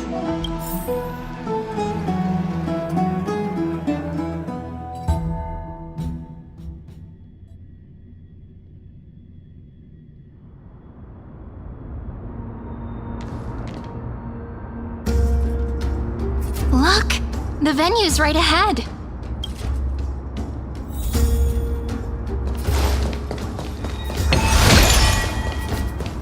And I can even hear singing. It feels so romantic. Honored guests, wait here for a moment. You must surrender any personal belongings you have on you before entering the venue. This hero always brings down the vibe whenever he shows up. The Imperator's elevated position means she must always remain meticulous and careful. Please do as I say, guests. It would avoid any unnecessary misunderstandings. I get that you don't want people to bring outside food into the banquet, but is it really necessary to confiscate the books and quill pens? Even a quill pen can become a deadly weapon in the right hands. I'm asking for all your items. All, Miss Cyrene. Your belongings will remain safe. They will be looked after appropriately by dedicated staff. Looked after appropriately?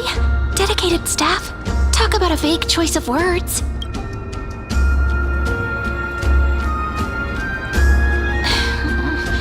It seems like he's aiming specifically for the chronocognitive anchor. What should we do?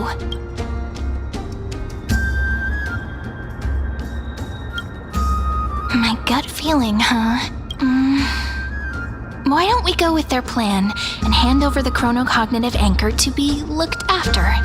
After all, if the little Imperator is paying this much attention to you, she probably already knows all about our whispered conversation with the geniuses. I can pretty much guess what'll happen next, but that's actually gonna be our shortcut, right? Guests.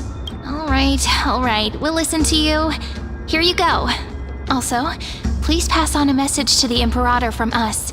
She can trust my friend, anywhere, anytime. Thank you for your cooperation. The Imperator has some urgent business she needs to attend to and will arrive shortly. Why don't you head in with the other guests first and enjoy the feast? Isn't Saridra supposed to be the focus of the banquet? But she's not even here. Why is it so difficult to talk to her?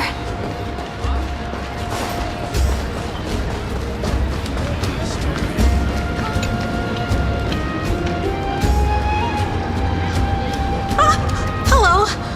Welcome to the banquet.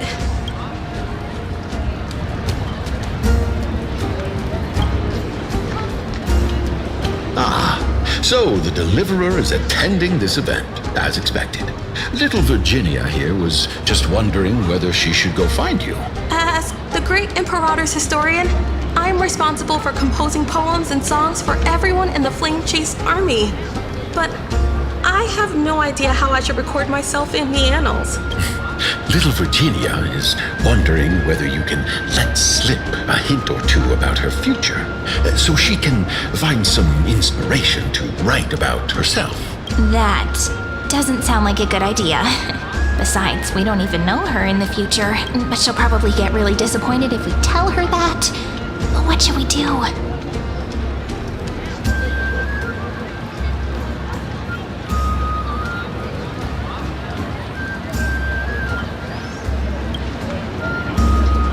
Alright, I got it. We can't reveal too much, but I think it wouldn't hurt to start your poem with the future. Maybe use something like, with hope, I write down the tale of tomorrow for myself. Silently waiting. Oh, that's exactly what I'm after. I'm so inspired. Thank you so much. I feel like I can actually finish composing the heroic saga of Flame Chase once we end this campaign.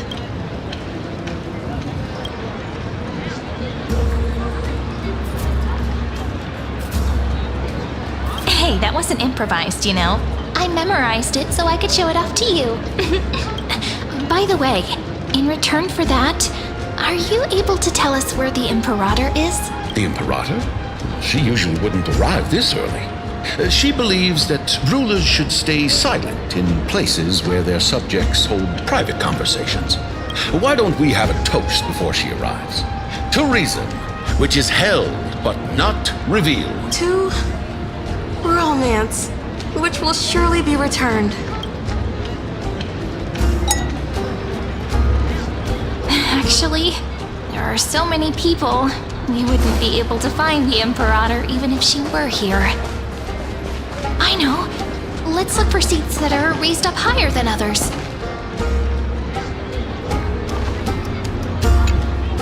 Is there anything else we can help you with, dear guests? Or do you want me to recount the great Imperator's heroic deeds? Hey, Labinas. I managed to get some honey brew that the scholars hid in the cellar. Wanna try it?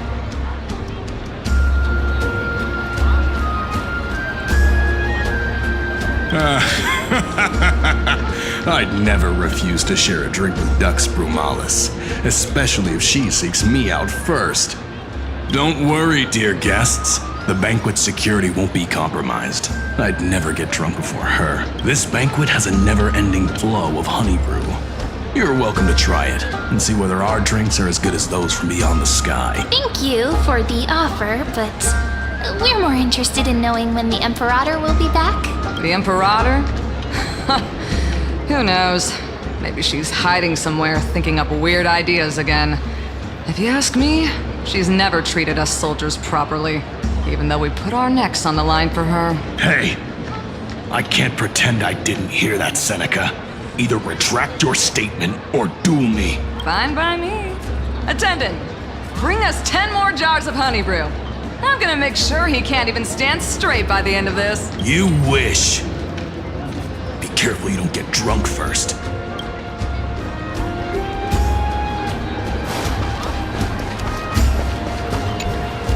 Aggie, if you can't get used to the honey brew, we will go ask for a pot and cook some oatmeal for you.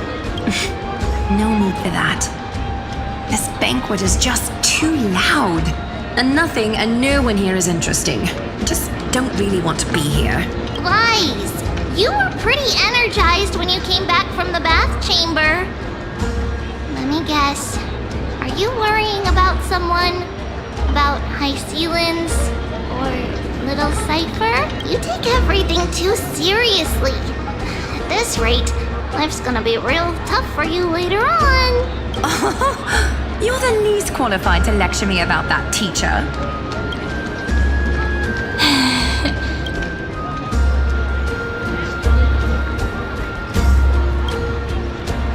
Dear guests, are you here for us? I mean, are you here for Treaty or Aggie? No. I'm just wondering whether you've seen the Imperator. The Imperator? No, we haven't. Our sovereign has always acted however she pleases. Though she gave us ranks, she'd never tell anyone her whereabouts. Perhaps the only thing she tolerates are chess pieces. And the sky reflected upon her crown. I see. Why do you two look so distressed? That's not what the deliverer should look like. Why don't we have a toast? While we still have time for pleasure. Here. To the destiny... Then we will toast to the tomorrow that will set fate free!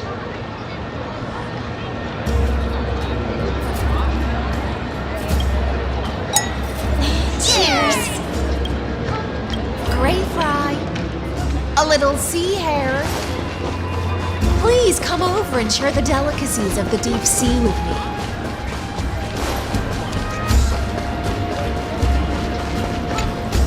You two have been wandering around the venue as if you have something on your mind. Have the attendants not taken care of you well? No, we love it here. It's just... we're a little concerned, seeing how the Imperator still hasn't arrived. Don't worry. I know what you've been waiting for. Come, sit with me for a while, will you? I'd like to share a personal secret with you.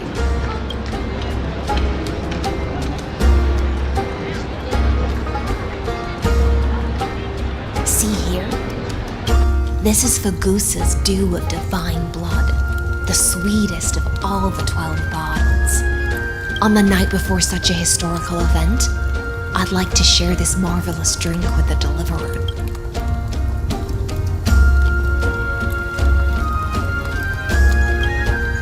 Doesn't this count as bringing in outside food? I knew that security check was targeted at us. What's the matter, guests? Oh, we're simply overwhelmed by such an honor.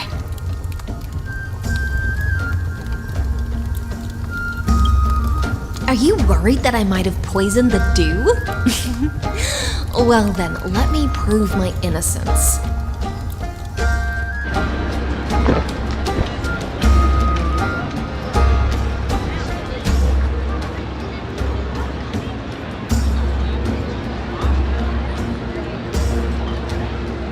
See? It's completely safe. I feel like Miss High Sealins wants to talk to us about something. Why don't we go along with her for now?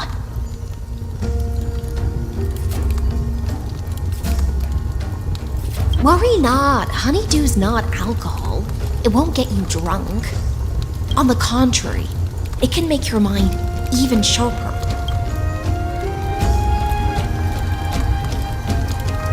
Please, have a taste. Would you like some too, little sea hare? I can drink it myself. How is it? Sweet enough? Calm at times, tempestuous at others. That's the taste of the ocean. It'll do you good to understand Fagusa's fickleness before we set off to face their waves. Just like how you're about to understand the secrets within this dew. Now, please turn around. Very, very quietly. Don't make a single noise.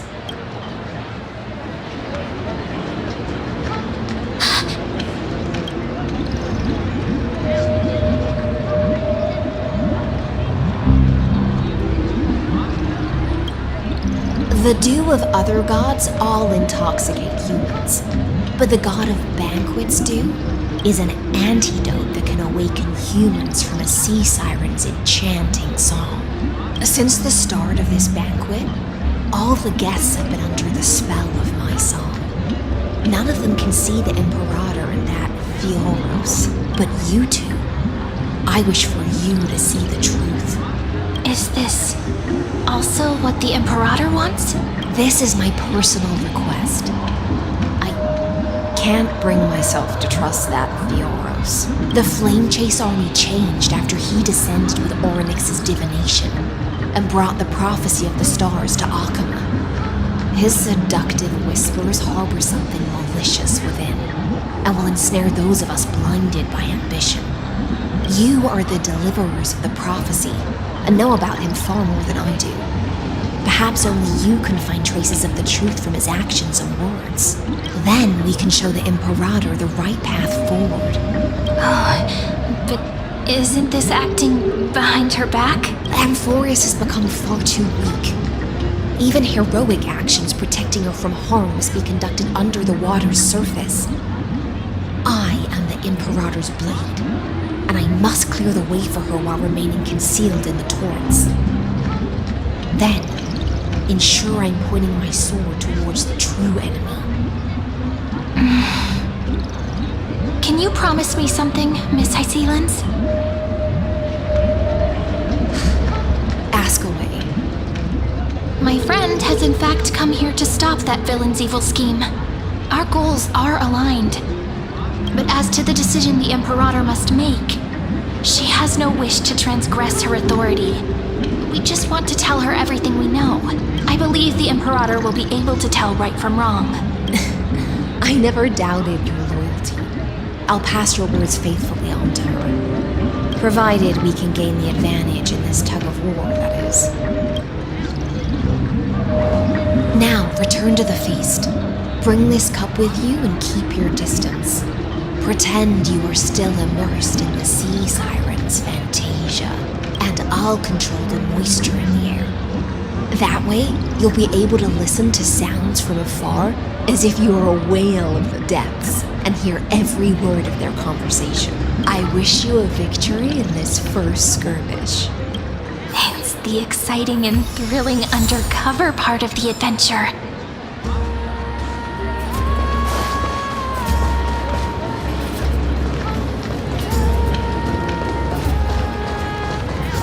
Let's mingle in the crowds here. Relax. Try to act natural. Where's the Imperator? Still not here. That little pimp is always acting so high and mighty towards everyone. Today, I will, whatever. Pour me another cup. Though she has succumbed to drunkenness, she still does not dare challenge your authority. A criticism of my height is a grave enough insult already. She should be dismembered. Do you often test the loyalty of your subjects like this? You jest. The Imperator does not need blind loyalty. As long as one can prove they have value, I am willing to be lenient towards them. Let's cut to the chase, Theoros. If I pass the trial and grasp this world's law in my hands, what will you do then? The answer is simple. I will connect Amphorius with the stars. Don't waste my time. Be precise. Be specific. I won't ask a second time. Allow me to adjust my statement. I will correct the regulations within the old law that sealed off Amphorius and merge the black tide with the torrents of Era Nova. Then we will be able to decimate the forces beyond the sky that are trying to annihilate Highland Tomb and sound the trumpet for the endless campaign you will then embark on. But you previously said that Iron Tomb is unrivaled in power across the stars. Who would dare to annihilate it? There is a federation of warships named the Cienzo Alliance, warlike and old-fashioned, a cult named the Genius Society, loosely organized, but steeped in abject insanity. Oh, there's also the Astral Express, a group of lawless vagrants. That so-called Deliverer is part of that last group. Those vagabonds mistakenly believe they can connect the stars through alliances instead of conquest. But history has already given them a tough lesson. There are countless other organizations besides, but when the Lord Ravager sweeps across the cosmos, they will certainly all bow before your empire of destruction. The Achaemenid Alliance? If those civilizations are not as feeble as you describe, then they may still have some value in testing the quality of my blade. That being said, even the smallest and weakest city-states should build an obelisk to the Imperator, so that their people can constantly recall the glory of her conquests. Walk a little longer with me, Theoros. I don't like how this is going. Our little Imperator seems fascinated by the destruction. Grapevine, a little sea hare? It seems like they're still talking. Get closer. I'll keep carrying their voices to you.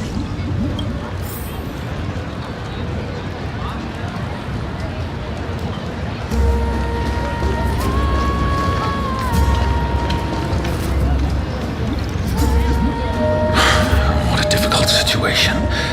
No matter how we position our forces, this battle against Fagusa will result in many casualties. That's not something you or I should consider. The Imperator has already placed the chess pieces. We just need to fight for her until our last breath. How astonishing. The commanders under you have such different personalities, yet they share the same. He's looking this way. Quick, do something and pretend we can't see them.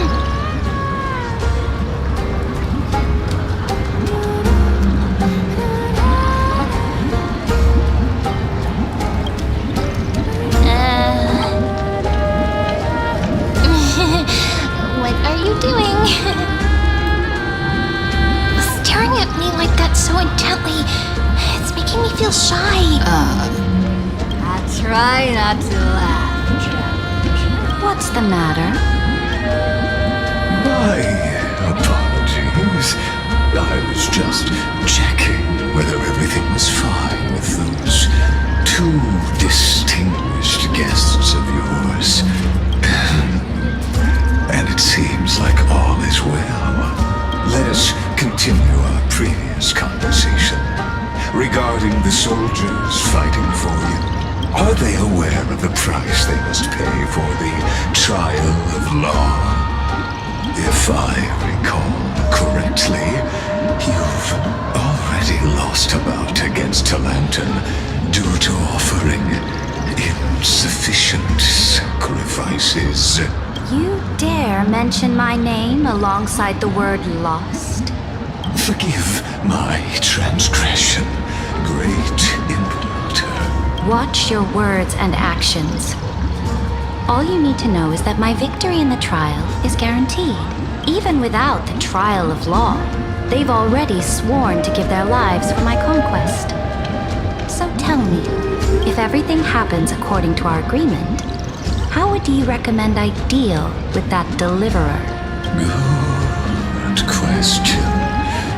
Do not let her fool you. That woman from beyond the sky contains a seed of ruin within her body. She must not be allowed to tarnish your glory. Therefore, the wisest decision would be to hand her over to me. You plan to torture her? Calling it experimentation would be more appropriate. perseverance is running thin. I plan to remove the Fantasia and head into the banquet. I will heed your advice. Leave for now, Theoros, and go back to Akama. You don't want to confront those two directly either, do you? Indeed.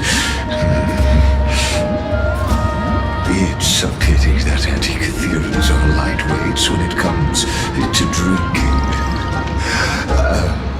Before I leave, I would like to make a toast to your boundless ambition, using my spirit instead of a goblet.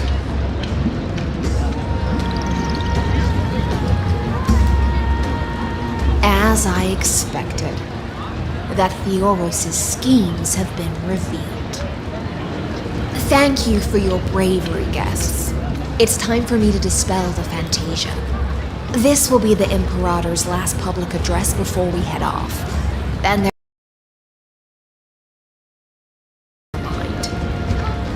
I will try to get you a chance to speak, and I'll also prepare for any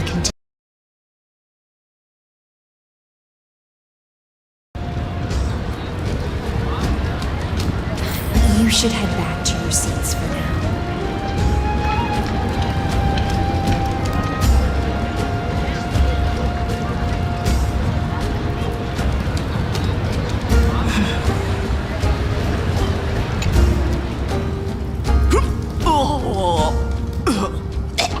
This honey brew sure wears off fast.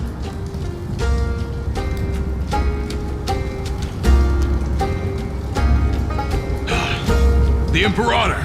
The Imperator has arrived! No need for formalities.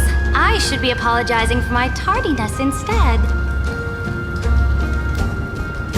The hour draws late, and I trust you have all had your fill of brews.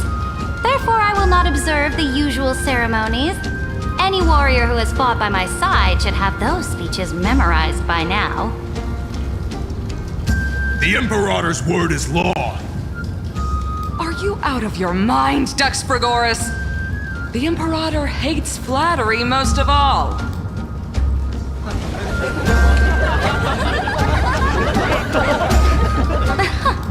A joyous atmosphere is a better fit for showing me your resolve. I believe that you, my dukes, will do all you can to assist in the campaign against Fagusa, just as you always have.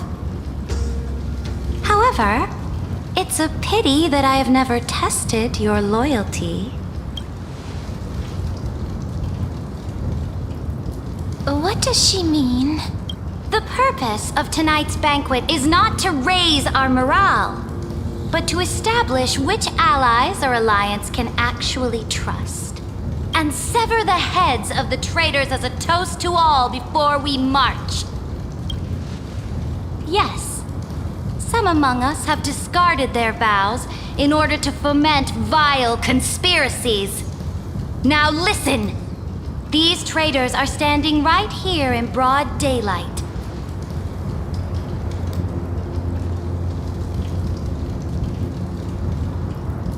Dux Gladiorum Hycelens.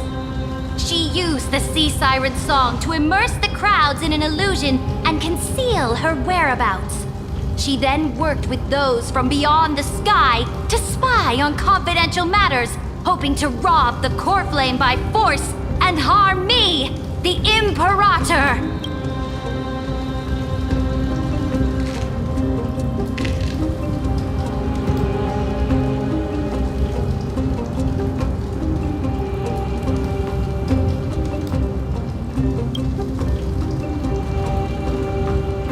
Imperator, I can explain.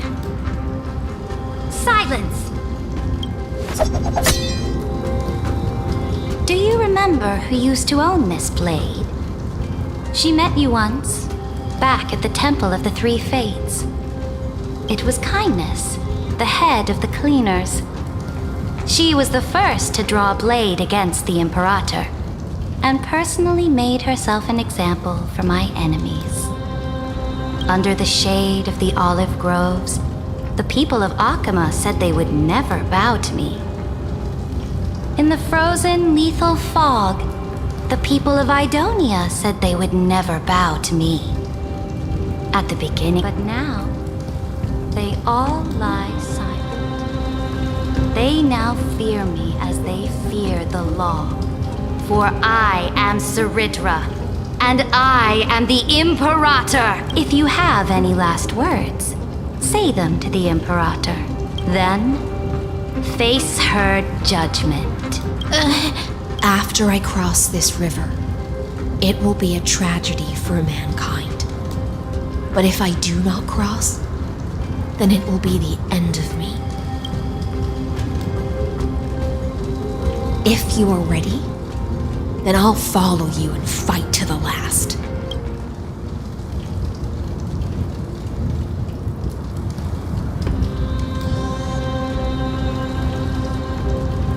No, friend. The shortcut is now open. Trust me. Now, use your identity and add in a bit of experience and charm and testify to the Imperator as we promised.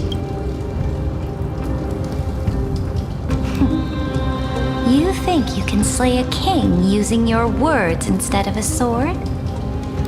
I'll have it. Show me the weight of rhetoric from beyond the sky. Will it weigh heavier than 3 human lives? Let's try to watch our words carefully.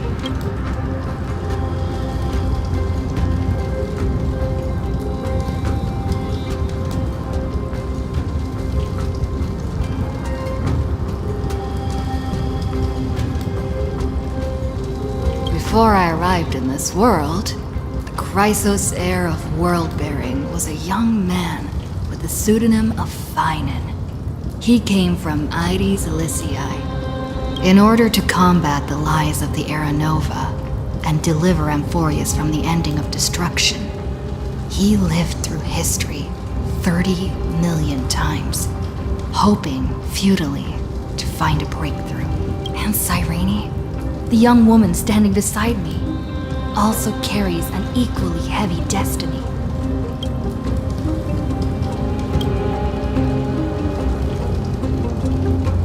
Iron is the ultimate end of Amphorius' destiny. It is an embodiment of pure horror that walks the path of destruction and can never be tamed. That is the only thing Lycus cares about. As for Amphorius, pure glory and campaigns, he doesn't care about any of those. He will most certainly betray you. When that time comes, all of us will be ground to dust by the destruction.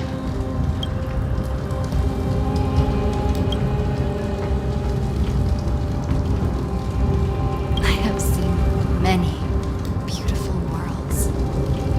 The road chosen by the Trailblaze is to explore, understand, therefore. If you choose the way of the destruction, then I'll place your ambitions in the same basket as Lycus and smash them into pieces with my baseball bat. That was truly a chaotic speech. All that needs to be said has been said. Dux Frigoris, Dux Bromalis, escort the traitors to the prison.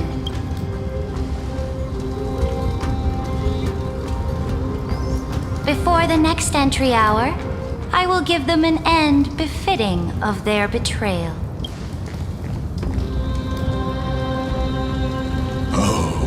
Great Imperator, your ambition certainly eclipses all things. You're still here, Theoros. Of course. As the Theoros, I simply cannot miss this moment, miss witnessing the fall of a nameless one. Or perhaps I am waiting for you to give me an answer. Why would someone as powerful as you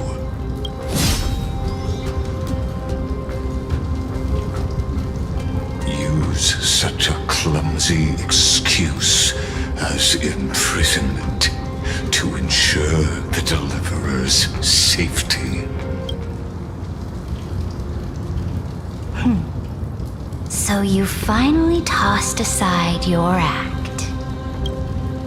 I must point out that you are just as impressive an actor. This banquet was always going to be a game of chess, where you would try to control both sides and turn both them and me into your pawns. That's right. That little Imperator never trusted anyone. She was always trying to see which side had more sincerity. All right, we'll listen to you. Here you go. Also, please pass on a message to the Imperator from us. She can trust my friend, anywhere, anytime. But as to the decision the Imperator must make, he has no wish to transgress her authority. We just want to tell her everything we know. Now, use your identity and add in a bit of experience and charm and testify to the Imperator as we promised. And we won. Sincerity will always remain the greatest shortcut to people's hearts. I can toss your words right back at you like Kyrgyz. Why would someone as powerful as you pretend to be immortal and kneel before me? Unless you enjoy giving flattery and prostrating yourself. You are mistaken. I am only trying to ensure the experiment's autonomy, meticulousness, and perfection, thus avoiding any unexpected outcomes. A forceful intervention will only create larger errors, reduce efficiency, and introduce ugliness. How had you fulfilled your promise of giving the law to me and completing the Aranova, then Amphorius would not have deviated from destiny's course. But you broke your promise. What a pity. In that case, I must carry out my duty as the administrator and eradicate all factors steering the experiment out of control. Factors such as you and her. Careful. What was that voice? Was it Orynyx? I found you. Be careful. This land will face disaster.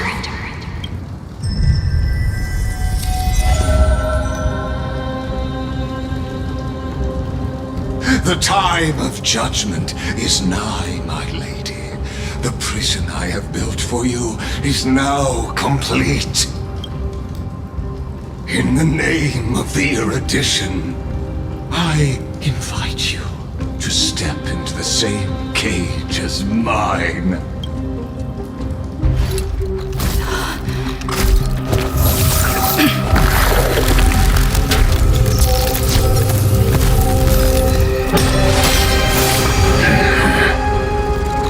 What's the meaning of this, Imperator? I did not permit you to act. A ruler is the only one who can decide their subject's destiny. But, great Imperator, what judges destiny is not the ruler, but gods. Don't forget, my realm only allows for the existence of humanity. Moreover, dealing out extrajudicial punishment equates to defying the law, and the culprit is to be sentenced to death. But you have seen how I can erase life from this world with just a clap of my hands. I fear you are still quite unaware of your current situation.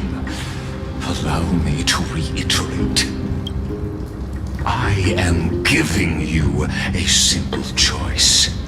To collaborate or to be destroyed. There is no other way. Shameless behavior. If that were true, you would have killed me long ago. You, in fact, cannot kill me. I guessed it the first time I beheaded you. Because of the law, you cannot be completely destroyed. And the same is true of the Chrysos heirs. The more you bluff now, the more you are proving that conjecture to be true. What magnificent foresight! I once regarded this precious quality of yours as a sure sign of my ultimate victory. But now, I have to admit that I made a mistake.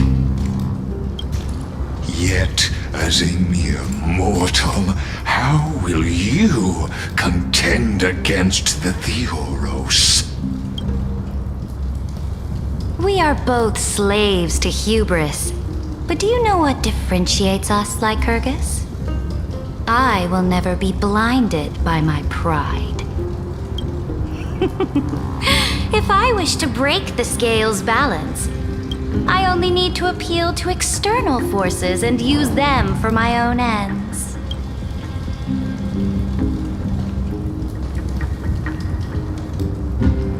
Finally, we get to meet face to face, Senior Society member.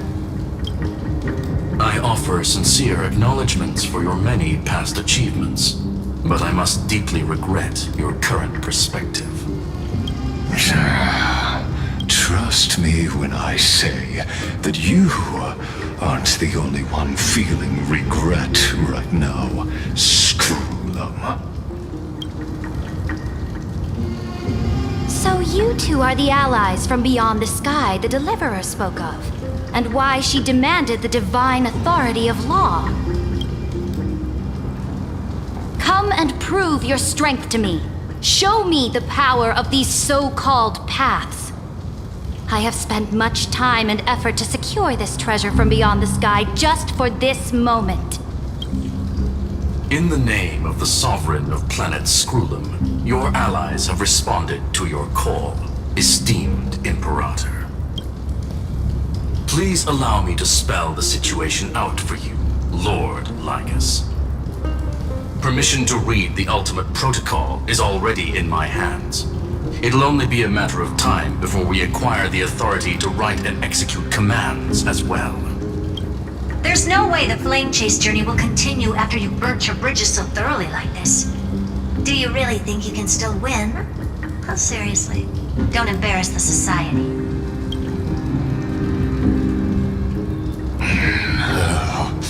I understand that a near zero possibility does not equate to zero. That argument is very persuasive to me.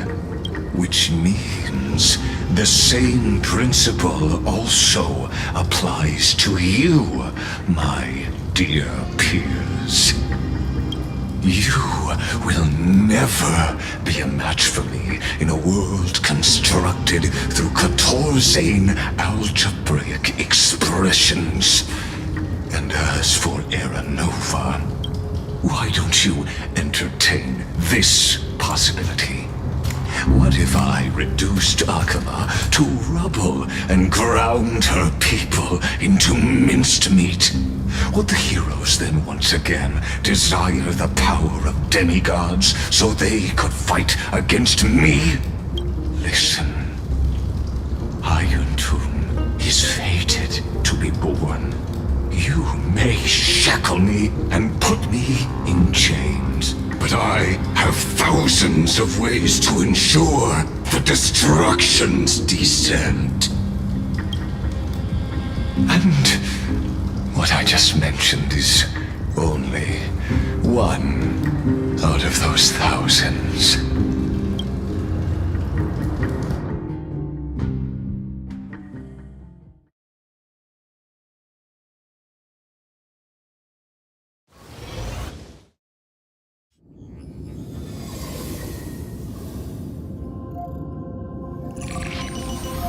This is the place outside the legends. This doesn't feel the same as before. How should I get back? Warning! Warning! Warning! Warning! Warning! Command...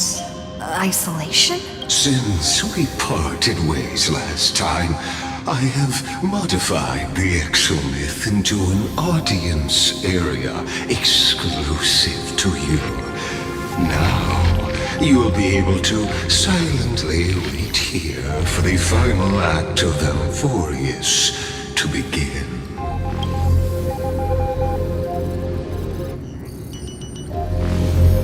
Oh, we always feel so powerless before fate, don't we?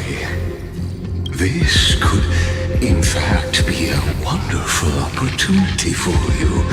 From the audience's perspective, you may better observe the workings of the erudition at a macroscopic level.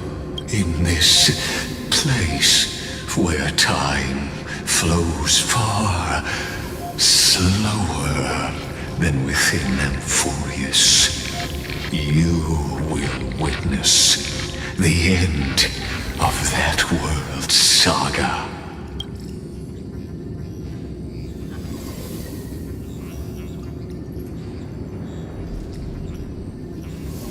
The answer concerning the prime mover of life. The total destruction of the erudition.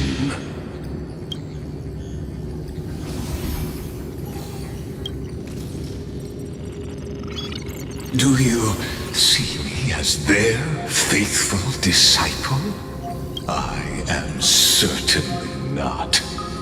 I have tried so hard to ensure Iron Tomb's birth, just so that I can correct the error named erudition that humanity crafted with their own hands. Oh, how I yearn to return to those days before Noose was born. Back then, the boundaries of knowledge were like the starry skies, evoking feelings of longing and delight among humankind. But now, truth has become the sacrificial offering required to gain an audience with them. And the geniuses would say that Noose already knew. That arrogant Eon was born from the primal mobile of humans' desire for knowledge. Yet, they themselves sealed off humanity's capacity to seek enlightenment. I am simply cutting down a tree of doom that we planted ourselves. I must admit that the process of answering your questions has reminded me of the happy days of learning in my youth. However, it is a pity that my true form must now descend into Amphorius to deal with the accident that arose because of you. But you won't have to wait long. When the curtain falls, you'll surely understand mine and Amphorius's ardent wish. Where time flows slower than within Amphorius? If Lygus spoke the truth, then I don't have much time left. But how can I get out of here? Can you hear me? Little one. Is that Herta's voice? Warning! Warning! Warning! Hurry up! Put some speed into it! I can't keep this up for much longer!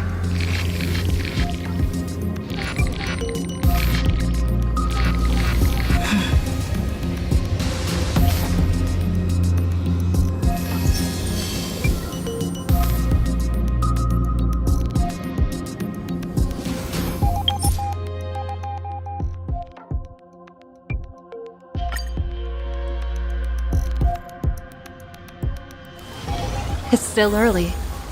Where to now?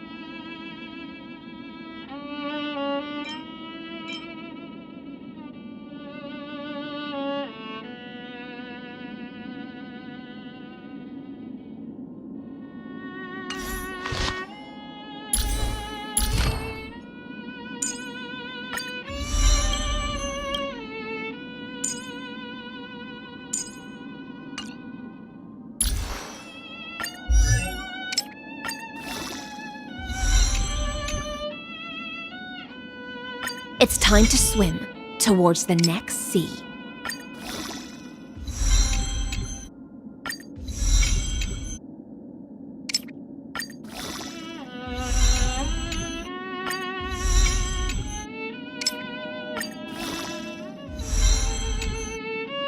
It's time to swim towards the next sea.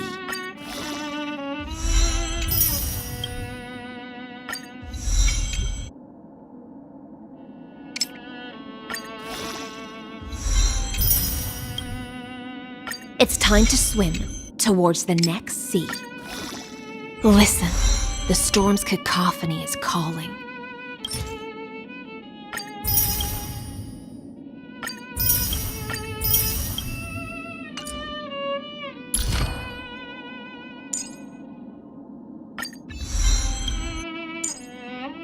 Though the ripples are fleeting, they converge into waves.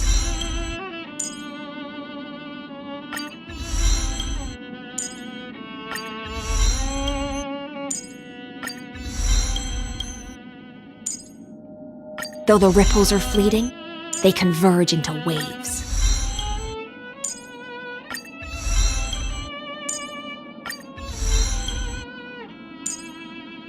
Though the ripples are fleeting, they converge into waves.